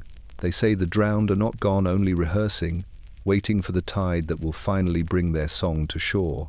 Every few decades, when the moon is low and the tide pulls farther than it should, Bantry Bay fills with mist so thick it muffles even the gulls. On those nights, the fishermen stay home. They shutter their windows, bank their fires, and pray the fog will lift before dawn. Because if it doesn't, the ship comes silent, full-rigged, and crewed by no one living. The first record of her sighting dates to 1796, the year a French invasion fleet was driven off by storms before reaching Irish soil. Locals claimed one of the ships, La Belle Marguerite, never returned to France. Instead, it reappeared years later, gliding through the bay without sound or wake, its sails heavy with frost, its lanterns glowing blue. The old parish priest at the time wrote in his diary that the ship did not move through the fog but within it, as though the mist itself were her hull. Those who saw her that night said she was beautiful and terrible. She has been sighted again and again through the centuries, always the same. A pale galleon sliding across the water, her masts creaking though there's no wind, her decks gleaming wet though the sea is still. Sometimes faint figures move along the rail shadows that lift ghostly hands as if sounding the bell for watch. When the tide is right, she drifts close enough for her name to be read. But no one who's looked directly at it can remember the letters afterward. Only the feeling of them, curling cold and foreign on the tongue. In 1892, a lighthouse keeper on Whiddy Island reported seeing the ship during a storm. His entry that night reads, "Fog rising fast. Heard French voices singing hymn or lament. Light from the bay reflected on ceiling. Ship passed below tower, though tide was against her. No sound of oars. The keeper was found the next morning on the rocks, his coat neatly folded beside him, the logbook open to that single page. During the Second World War, naval patrols caught her on radar, a shape that appeared and vanished in seconds, too large to be any known vessel. Each time, the radio picked up faint static between bursts of wind, like whispering in a language no one could translate. The sailors learned not to mention it. Those who did soon went missing, swept overboard in calm seas, or found drowned in their bunks, their hands curled as if clutching rigging. The people of Banshee say the ghost ship sails only when the sea wants to remember something. A battle, a drowning, a promise broken on the tide. If you see her, they warn, you must turn away before she reaches the shallows. For once her reflection touches yours on the water, the sea marks you. Some nights, even now, the mist creeps up from the bay, and the dogs begin to howl. The fishermen cross themselves and blow out their lamps, and far out beyond the harbour, a blue light glides over the waves, a ship still looking for the wind that will never carry her home. There is a town that no longer exists at the mouth of Galway Bay. Its name was Kil-Arran, though even the oldest maps can barely recall the shape of its harbour. It was swallowed whole by the sea sometime in the late 1700s after a storm that tore the land like paper. The fishermen who survived said they watched the tide rise higher than the church steeple, heard the bell toll once, then again, before both vanished beneath the foam. Since then, when the moon is full and the air stands still, the bells of that drowned town ring from under the waves. No one knows how deep the harbour lies now. Some say 50 fathoms, others 100. Divers have tried to find it, but their instruments fail, compasses spin, gauges fog, air bubbles rise sideways. One team in the 1970s surfaced in terror, swearing they'd seen light below them, a faint golden glow, flickering like candle flames in the dark. When they returned to shore, each man's ears bled salt water, and none would ever dive again. The locals tell a different story, one older than soundings and science. They say the church bell was blessed by a saint who warned that if the people ever turned their backs on the sea, the water would reclaim them. But Kil-Arran grew rich on trade, and the harbour became greedy, ships overloaded with goods, taxes unpaid, nets dragged too close to sacred reefs. On the night the storm came, the priest was the last to leave his post.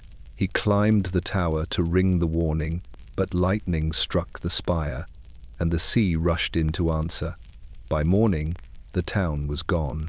Now, when fishermen sail that stretch of coast, they stop their engines and listen. Some swear they can hear the bells tolling beneath them, slow and mournful, counting down the tide. Others say the sound isn't metal at all, but the voices of those lost, a choir of ghosts whose song the sea turned hollow. Once, during a calm in 1928, an entire crew reported hearing two distinct notes, perfectly clear, rising through still water. The sound made their hair stand on end. It wasn't echo, their captain said later. It was invitation. Each year, on the anniversary of the flood, villagers along the coast light lanterns and set them adrift. They say it keeps the drowned town at rest, reminding the dead that the living still remember their names. The light drifts out with the current, bobbing like stars on the water, and somewhere beyond sight, the bells answer faintly, but always in time with the waves. No one dares to follow the sound. They know what happens to those who do. The tide draws them closer, the pull soft as sleep, until both listener and song sink together. And the next time the bells toll from the deep, the echo sounds a little louder, as though another voice has joined the choir of the drowned. The Blasket Islands lie like broken teeth off the Kerry coast, jagged, wind-scoured, and forever speaking with the sea. Once, people lived there in small white cottages, their roofs bound with rope against the storms. They fished, they sang, and they told stories of the woman who walked the cliffs before every death, the Banshee of the Blaskets. They said she wasn't cruel, only constant. Her wail was not a curse, but a promise that no one would die unnoticed. The first written account comes from 1839, the year the Night of the Big Wind tore through Ireland. A schoolteacher named Martin O'Say was on duty in the island's small chapel when he heard the sound. He thought it was a wounded animal at first, a thin, keening cry rolling across the moors, but it rose and fell with uncanny rhythm, almost like a lament. He stepped outside and saw her, a woman in grey, her hair streaming sideways in the gale, her feet bare on the stones. She stood at the cliff's edge and turned her face toward him. Her mouth moved, but the wind swallowed the words. By dawn, the storm had killed 6 islanders, including the teacher's wife. After that, no one doubted the tale. Fishermen swore they saw her walking the headland whenever a man failed to return from sea. Mothers left bowls of milk on their windowsills, small offerings of peace, and children were taught not to cry when they heard her voice. "It means the door is open," the elders would say. "She's come to lead them home." But sometimes the Banshee's warning came too soon. In 1891, the island doctor, a skeptic from Dublin, dismissed the stories as superstition. He heard the cry one evening while tending to a feverish child. Laughing, he told the mother, "If she's singing, she's off-key." The next morning, the child was well, and the doctor's boat was found drifting near the harbour, its oars missing, his hat floating beside it. By the 20th century, when the last families began to leave the Blaskets, the Banshee grew quieter. For years, no one heard her. Then, in 1953, as the final residents prepared to depart, an old woman named Peg Sayers claimed the Banshee came once more, walking the shoreline as the boats waited offshore. She was not crying, Peg said softly. She was humming, a lullaby for the island itself. Even now, on still nights, fishermen anchored between the Great and Little Blasket Islands say they hear that humming low, steady, and unbearably sad. They no longer fear it.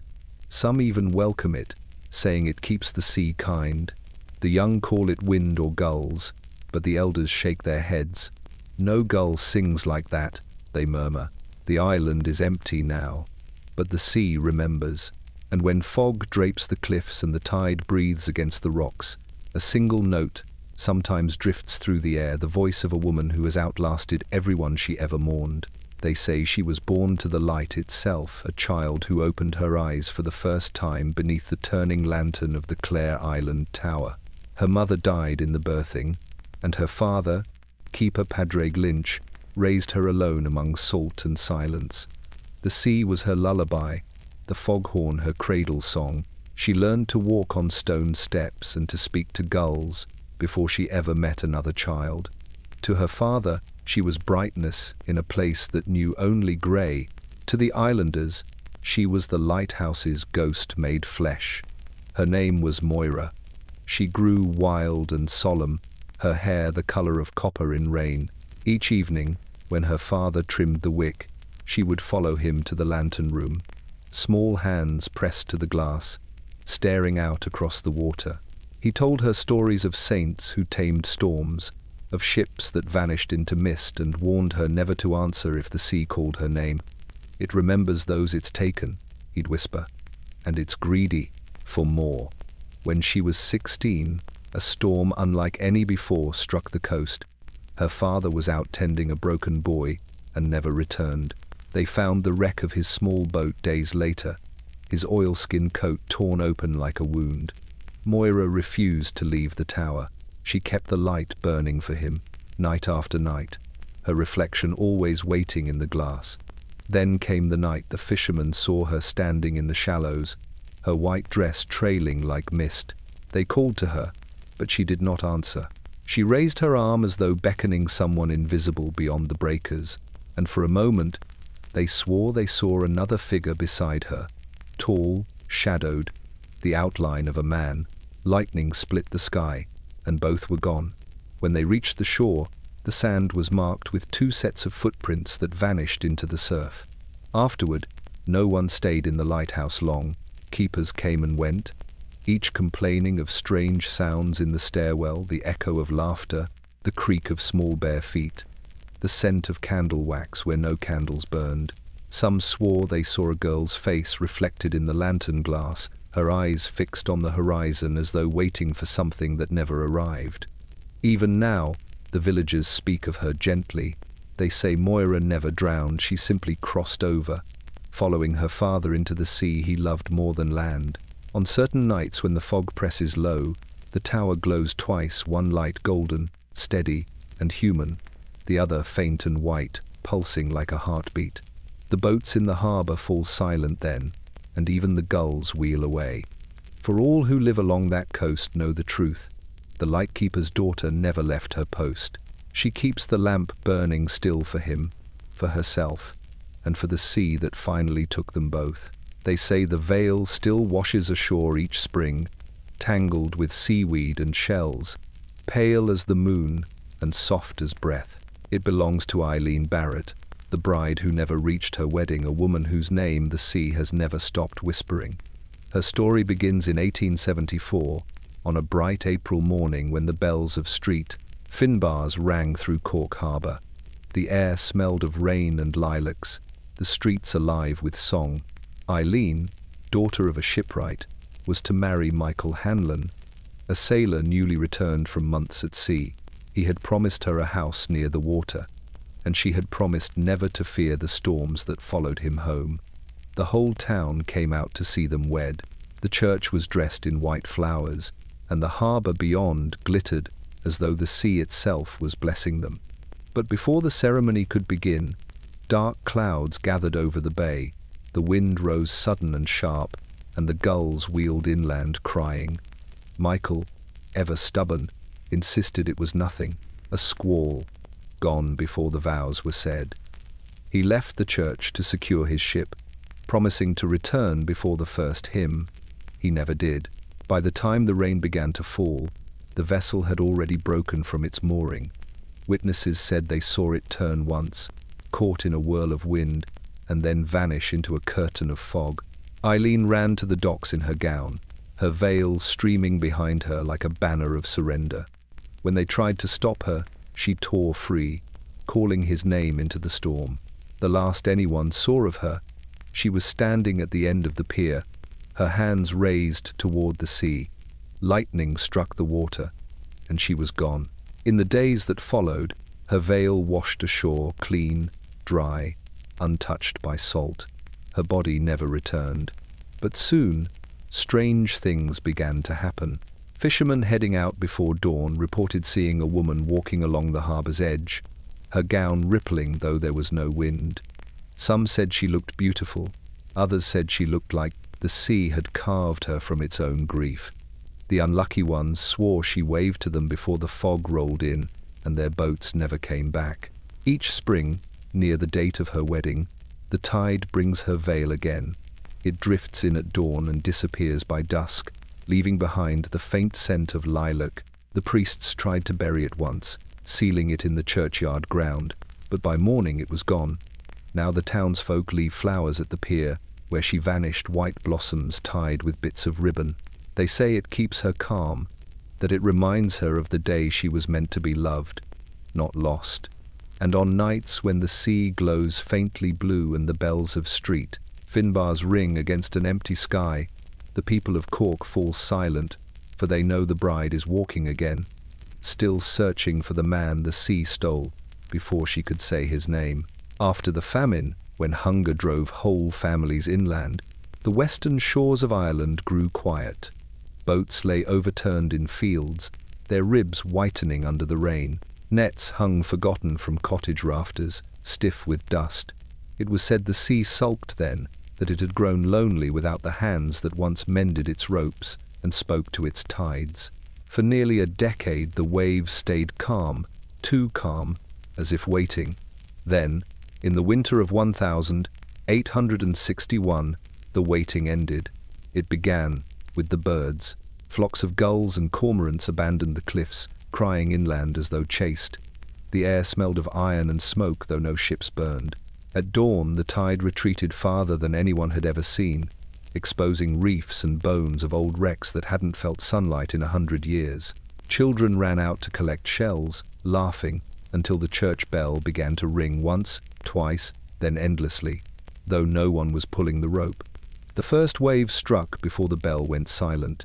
It rose from the horizon like a black wall, higher than the cliffs, curling forward without sound until it broke upon the coast with a roar that shattered windows 20 miles away. Whole villages vanished between breaths. The people who had turned their backs on the ocean were swept into it, their cottages ground to sand. For hours afterward, the sea raged, pulling down fences, graves, and roads, reclaiming what the land had borrowed. When it finally stilled, the shoreline had changed shape. The maps no longer fit. Those who survived said the water glowed faintly in the moonlight that night, and that voices floated on it, not screams, but whispers, like lullabies sung backward. A fisherman who rowed out the next morning found the tide perfectly calm, the surface gleaming as if nothing had happened. Yet beneath the water he saw movement. Nets, doors, and lanterns drifting in slow circles, drawn by a current that seemed to spiral downward into nothing. He dropped a stone to test the depth and never heard it hit bottom. Inland farmers found fish in their fields for weeks afterward, their scales dulled to grey, their eyes like glass. Some took it as blessing the sea, offering food to those who'd starved. Others said it was warning, that the ocean had given back only what it no longer wanted. And when the next winter came, they built their cottages farther from shore, leaving the drowned lands to the gulls and ghosts. The coastline remains uneven to this day, jagged and unpredictable. Sometimes, during heavy fog, the outlines of old cottages can be seen beneath the waves, roofs and chimneys, glinting as though sunlight still touches them. The locals avoid those waters. They say the sea keeps its memories close, and that every few generations, when the living grow too proud or forget to speak its name with respect, it will rise again, not in anger, but in longing to take back what was once its own. The old museum in Galway keeps them in a glass case, a row of brass and tin lanterns, their lenses fogged, their wicks long burned away. They were once the lamps of lost ships, pulled from wrecks and storm debris, catalogued, and left to gather dust. But on nights when the sea wind presses against the windows, the staff swear those lanterns come alive again. A faint glow trembles inside them, soft as breath, and a sound not quite speech, not quite wind fills the hall like a sigh that remembers words. It began with the night watchman, Tom Kearney, in 1968. He'd served at sea for 40 years before taking the museum post, and nothing rattled him, not the creaks of the old floorboards nor the shape of mannequins dressed in sailors' coats. But one night, as he passed through the maritime wing, he saw a glimmer in the case. One lantern, the smallest, marked S. All was flickering faintly, though there was no electricity, no candle, no reflection. He leaned close, and heard whispering inside, the voices overlapping softly like waves. When he told his supervisor the next morning, they laughed. But by the end of the week, the whispers had spread to the other lanterns. Researchers examined them, thinking perhaps of trapped moisture or gas reacting with metal. They found nothing. The glow appeared only at night, and only when the tide was high. Visitors began to notice it too. Some claimed they could make out words, the names of ships, prayers for calm seas, calls for help. Others heard music, a low hum, the ghost of a shanty carried across centuries. One woman fainted after pressing her ear too close to the glass. She said she'd heard her grandfather's voice singing from inside. He had drowned in 1916. The curators grew uneasy. They considered removing the exhibit. But the town council objected. Tourism, they said, needed its mysteries. So the lanterns remain, and each year more are added. Gifts from divers and sailors who say they can't bear to keep them. They claim the whispering begins once a lantern leaves the museum, following them home through dreams until they return it. They belong together, one donor explained, like they're part of the same conversation. On storm nights, The building fills with the sound. The walls seem to breathe. The floors hum faintly underfoot, and the lanterns glow from within gold, green, and cold blue, pulsing in rhythm with the waves crashing outside. Tom Kearney's replacement says that when the lights grow brightest, the air smells of brine and engine oil, as if 1,000 ships have just passed through. At dawn, the glow fades. The brass dulls again. The whispers die. But if you look closely, each morning the glass is fogged from the inside, streaked as though someone has traced their fingers along it from within, not to escape, but to be remembered. For those lanterns do not mourn the dead, they keep them company, and the sea, never one to waste its stories, has simply found a way to speak through them. The storm began as a whisper, a low hum that crawled across the sea and settled into the stones of the tower. Keeper Aidan O'Shea had weathered 100 such tempests, but that evening felt different. The wind carried weight, the kind of heaviness that presses against the ribs and refuses to let go. He checked the barometer twice, trimmed the wick, and recorded the hour. Barometer falling fast. Sea restless. Lantern steady. It was the last line he would ever write. By nightfall, the fog had swallowed the cliffs whole. From the lantern room, Aidan could see nothing but a wall of grey pulsing faintly in the lightning flashes. The sea was invisible, yet he could hear it, not the usual crash and roll, but a steady rhythm, almost like breathing. It grew louder as the night deepened, until the sound filled every corridor, every stairwell. He tried to distract himself with routine. He wound the clockwork, polished the lens, checked the oil, yet the noise persisted, and beneath it, another sound began. Footsteps. Slow, deliberate, coming up the stairs. The wind was too strong for visitors, and the supply boat wasn't due for another week. He waited by the door, the lantern trembling in his hand. The steps stopped just beyond the threshold. Then came the knock, 3 soft raps that echoed through the stone. He opened the door to nothing but fog. The air that rushed in smelled of salt and iron, cold enough to sting.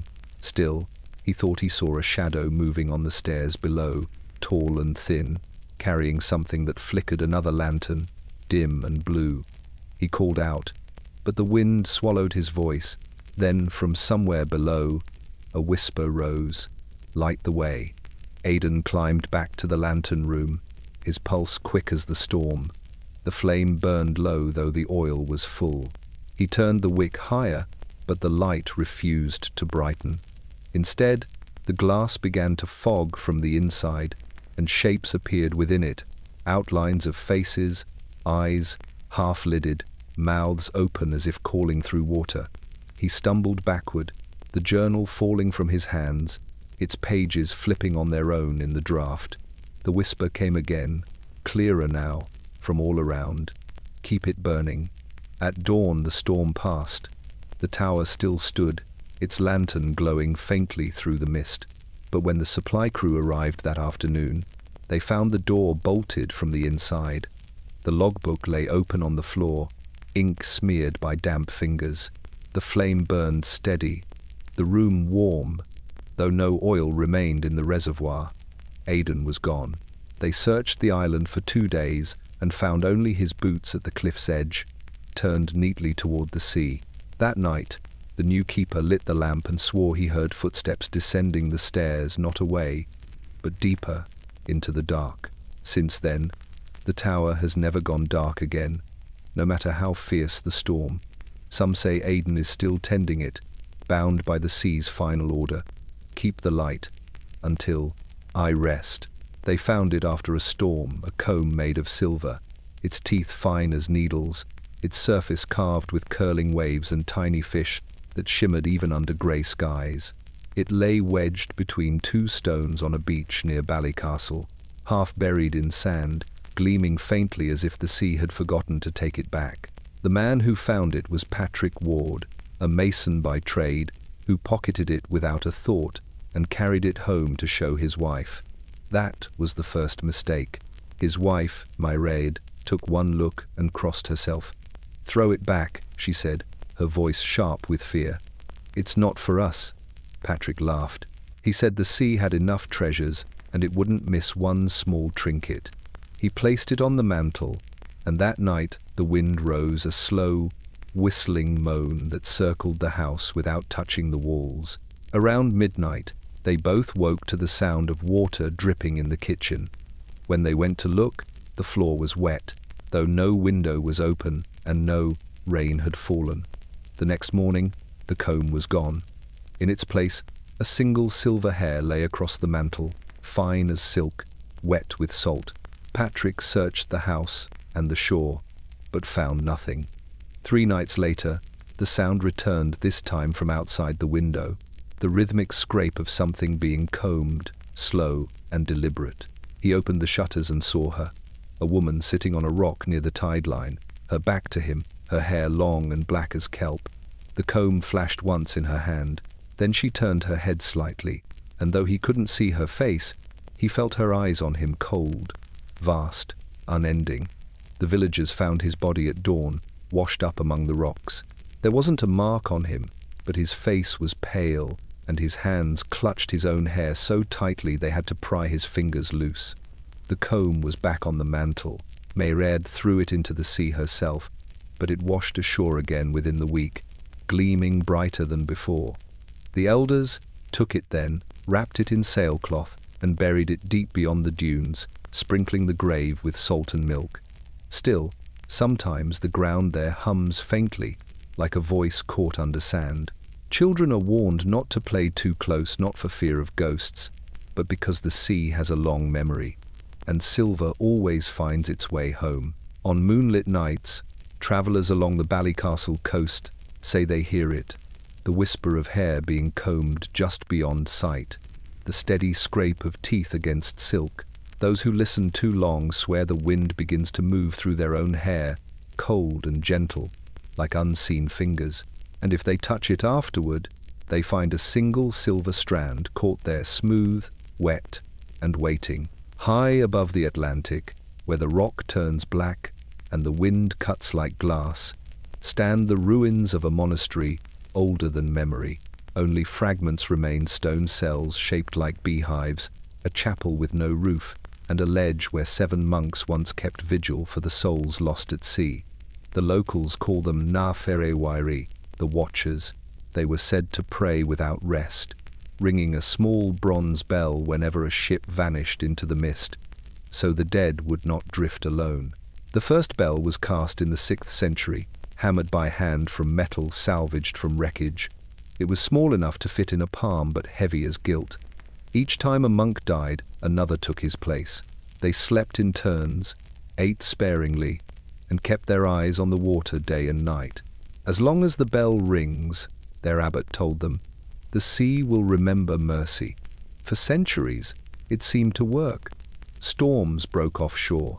Ships passed safely through the channel, and when fog rolled in thick, the monks' candles burned bright enough for sailors to see from miles away. But one winter, a new brother arrived, Ciaran, young and proud, who laughed at the old ways. He said the sea was no creature of spirits, but of tides and wind, and he refused to ring the bell. Let the ocean mind its own, he said. That night, the fog came in fast. The wind died. The candles would not light. At dawn, 5 ships lay broken along the shore.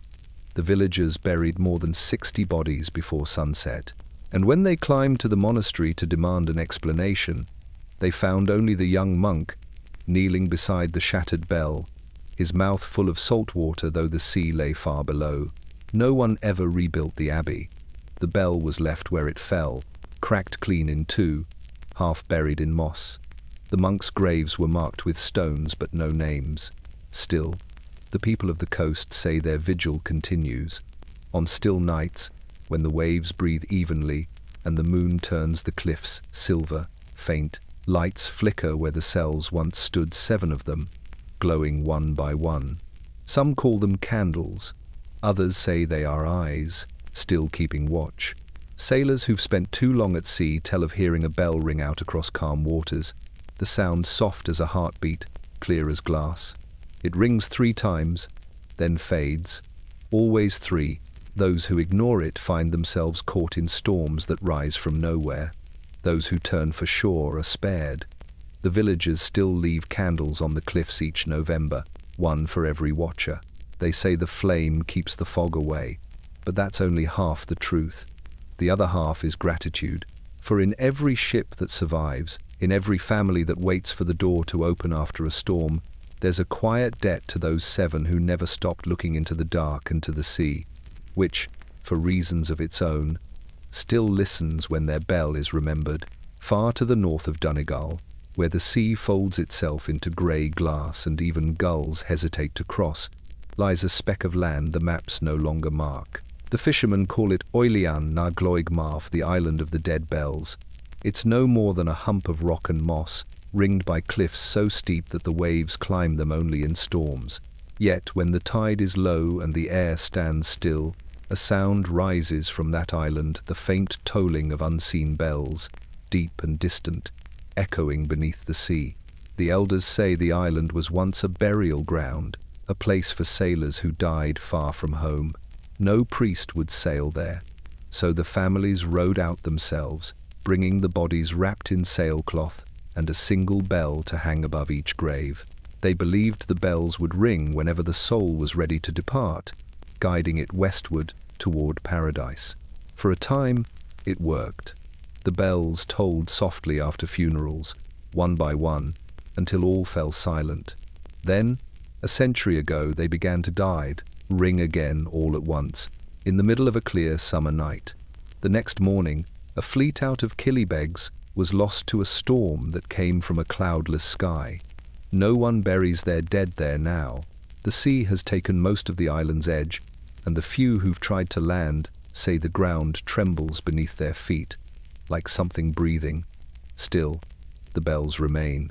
Divers who've dared approach from below describe seeing dozens of them swaying gently in the current, green with rust, their ropes long rotted away, yet somehow they ring, though no hand touches them. It's not sound, one diver said afterward. It's pressure, like the sea itself is speaking through your bones. In 1954, a lighthouse keeper on nearby Arranmore recorded hearing the bells during a fog so thick it hid the horizon. He described the tone as neither high nor low, but human, the way a man might sound if he were singing underwater. When the fog cleared, his colleague was gone. Only the keeper's coat remained, draped neatly over the railing, salt-crusted and dry. The island is forbidden now. The Coast Guard lists it as unstable, prone to collapse. But sometimes, when storms roll in from the northwest, the people of Donegal wake to that same deep sound drifting over the water. The bells toll slow and steady, as if counting the hours until the waves rise again. They say the sea calls its own to judgment, and that each bell marks a soul the tide has not yet claimed. And though no one dares to row out there, children still whisper a rhyme learned from their grandparents. Ring once for the living, twice for the drowned, thrice for the soul that's never been found. When the wind carries that chant across the harbour, the old men grow quiet, for they know the island never lies. They say that at Fastnet Lighthouse, on nights when the fog rolls in thick from the Atlantic, the lantern's glass fogs from within, even though no flame burns inside. The modern keepers dismiss it as condensation, as a trick of the wind, but the locals know better. They call it Antaibse, and Koimeadora, the keeper's ghost, and they say he walks the spiral stairs still, tending the lamp long after his death. His name was Seamus O'Rourke, and he served as keeper for over 40 years. He knew every gust of wind along the cliffs, every pulse of the tide, every sound the waves made when they gathered secrets to carry away. When he died in 1922, they buried him on the mainland, in a grave marked simply with his initials and a small brass lantern. But the tower never forgot him. The light flared bright that night, as if recognizing the hand that once trimmed the wick.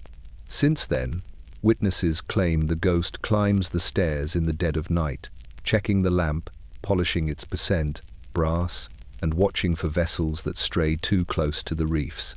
The first modern keeper to report it was Patrick Donovan in 1967. He had grown up hearing the stories but laughed at them. That night, during a calm fog, he swore he heard footsteps behind him in the stairwell. Turning quickly, he saw nothing, only the shadow of the spiral railing dancing in the lantern light. When he reached the lamp room, the wick had been trimmed, and the brass gleaming, though he remembered leaving it untouched hours before. The next morning, the same polish remained. Donovan quit before dawn, saying only, "He's still here, and he will not let me sleep." Visitors to the tower report the same. A single flicker of light when there's no lamp lit. A cold draught despite the sealed windows. The faint sound of oil sloshing in a reservoir that has long since run dry. Some claim to hear a voice low and steady, humming the same tune over and over, like a sailor's song carried on the tide. No, one can say the words, if there are any. But those who hear it feel the pull of the sea through their own veins. Locals maintain a vigil outside, leaving small lanterns on the rocks when the fog rises. They say it keeps the keeper's ghost from becoming restless, a gesture of respect for the man who devoted his life and afterlife to tending the light. Some nights, they swear the tower pulses with him inside, a faint heartbeat beneath the stone, brushing against the fog like a hand through water. Even with automation and modern technology, the light continues to burn steady and true. But the keepers know, as they climb the spiral stairs at night, that the tower is never empty. Somewhere within, Seamus O'Rourke still walks, still watching, still tending the flame. The sea has claimed many lives, but it will never claim him. And for anyone who dares to be near Fastnet in the fog, that presence is unmistakable, patient, quiet, and unyielding, like the lighthouse itself. It was a calm night in Dungavan, the tide unusually low, the air heavy and sweet with brine. Fishermen who had spent the day mending nets were asleep in their cottages, and the village itself seemed to exhale with relief after a week of storm.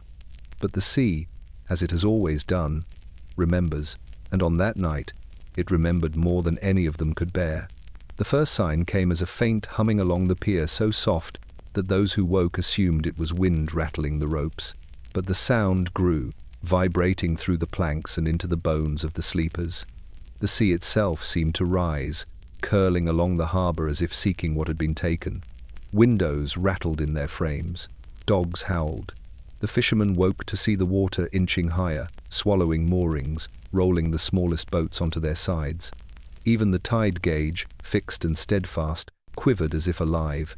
By midnight, the first cries began. A man named Sean Foley ran toward the dock when he heard the shouts of his neighbours, only to see his own boat drift silently into the current, carrying no one aboard. Another fisherman tried to untie his nets, but they moved against him, as if something beneath the waves was pulling with intent. One by one, the boats in the harbour disappeared, bobbing only for a heartbeat before the water claimed them entirely. The villagers tried to fight back. They dropped anchors, tied their vessels to chains, and beat the water with oars. But it was no ordinary tide. It moved with purpose, curling and twisting, cutting ropes, snapping wood, and sweeping the living aside with the patience of centuries.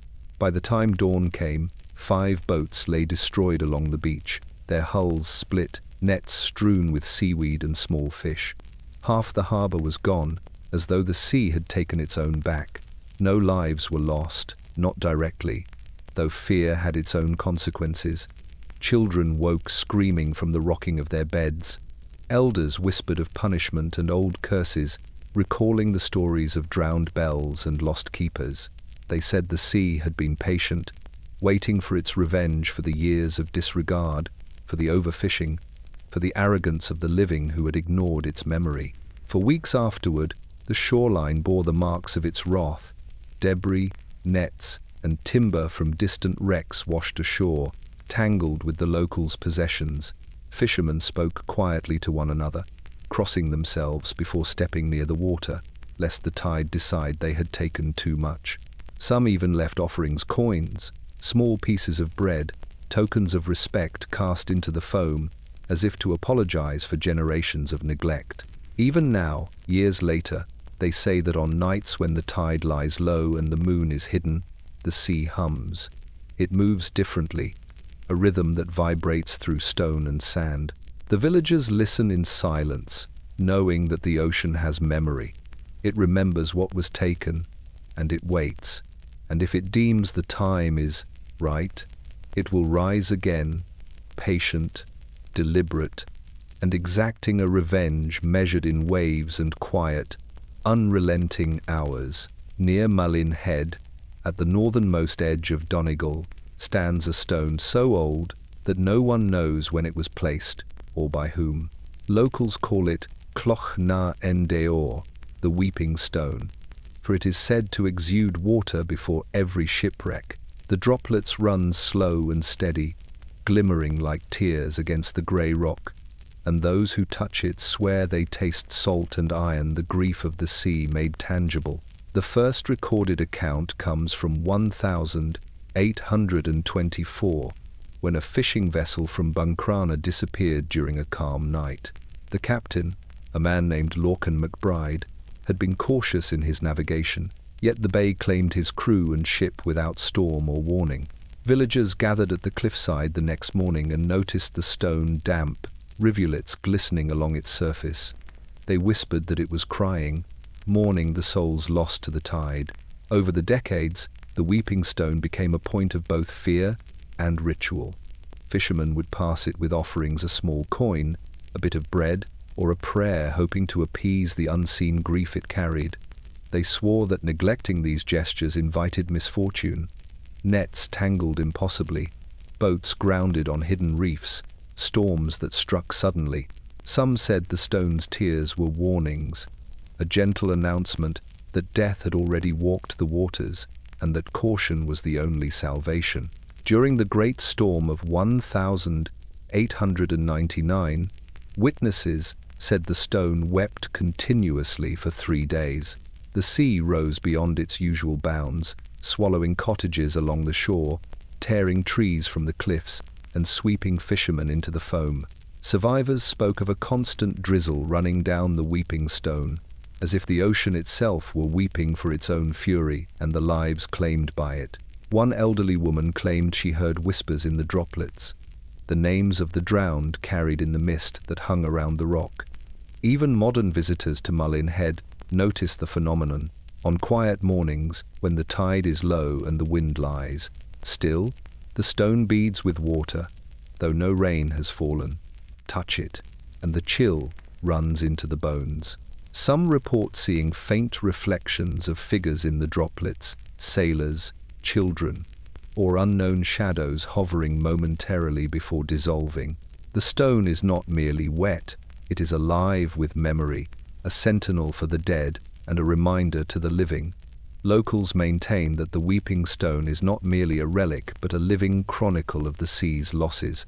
They leave small offerings and speak their prayers softly, acknowledging that the ocean carries far more than what its waves display.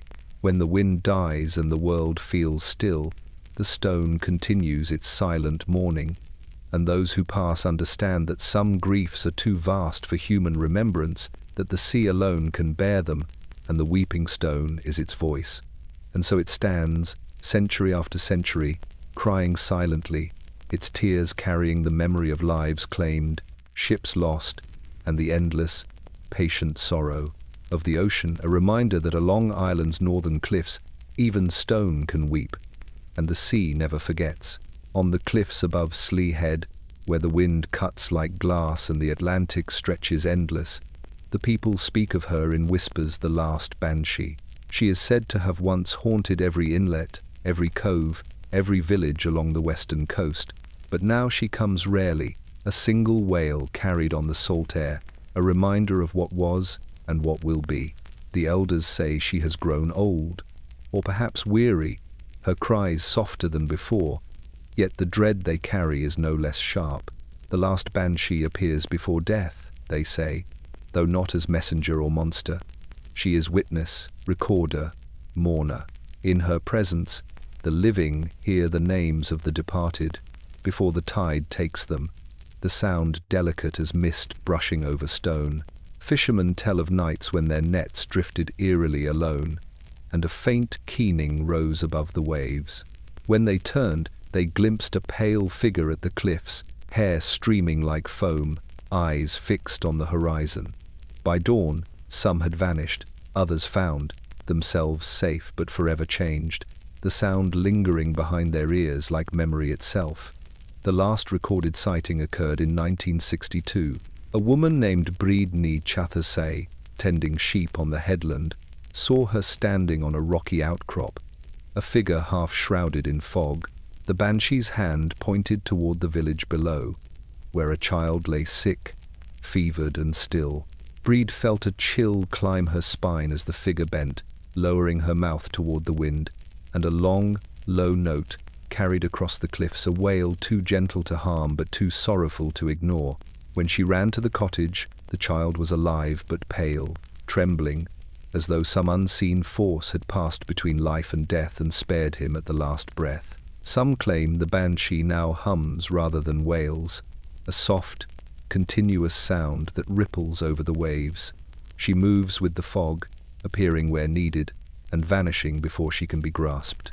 On moonless nights, the villagers swear they can hear her from the safety of their cottages, weaving through the air like a thin ribbon of wind and salt. Those who hear it are quiet, holding their breath, knowing the sound is not threat, but remembrance. The last Banshee, they say, is the memory of all the others, the voices of centuries of mourning condensed into a single presence, a shadow moving across the cliffs, eyes and hair caught in perpetual motion. She is both warning and solace, a living archive of Ireland's grief, a bridge between the dead and the living, a note in the endless song of the sea. And when the wind dies and the tide lies flat, if you listen closely, the last Banshee's hum can still be heard, a reminder that the stories are true, the dead remembered, and the sea itself patient, eternal, and merciful in its own way. The lighthouses along Ireland's western coast still burn against the dark, their beams cutting through fog and storm like the pulse of some ancient heartbeat. They have guided countless sailors to shore, warned others of reefs that rise like knives from the depths, and whispered in their glow the stories of those who never returned. But in these towers, there is another light, one that does not shine for the living, but for the dead. It turns homeward, sweeping across cliffs and coves, searching for souls lost to the tide. The keepers say it begins subtly, a flicker at first, as if the lamp itself remembers someone it once knew. Then it steadies, unwavering, as though aware of a duty beyond oil, wick, and glass. On nights like this, the wind dies, and the waves roll gentle and low. The sea seems to breathe, rising and falling in rhythm with the lantern's sweep.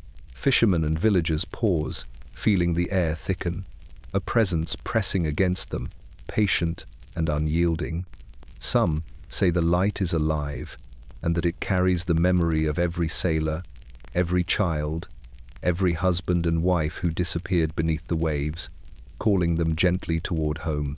They tell of keepers who have left the towers long since, who walked out to the cliff edges and vanished, only to be found years later in strange places, footprints leading nowhere, clothing folded neatly beside abandoned boats.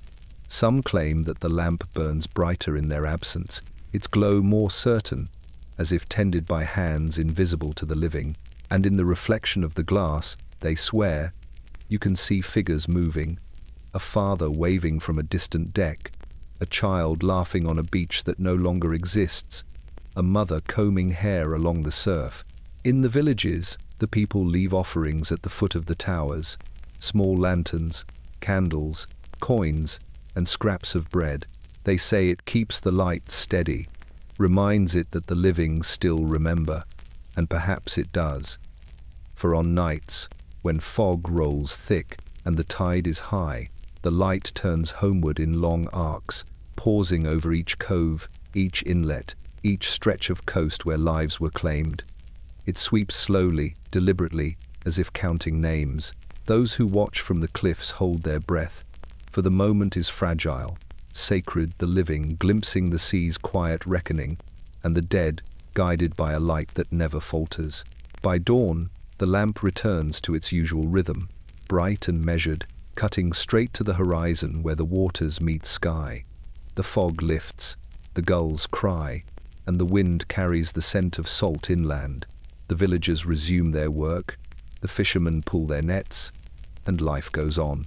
Yet they know the light remains vigilant, turning homeward with every sweep, honoring those who were lost and promising in the rhythm of its flash, in the warmth of its glow, that the sea, though merciless, has its memory. And somewhere beyond the horizon, the waves rise and fall like a chorus, singing softly to the lamps on the cliffs. For the towers are more than stone and glass. They are beacons for the departed, and the light that guides them is eternal, patient, unwavering, and waiting for every soul to come home.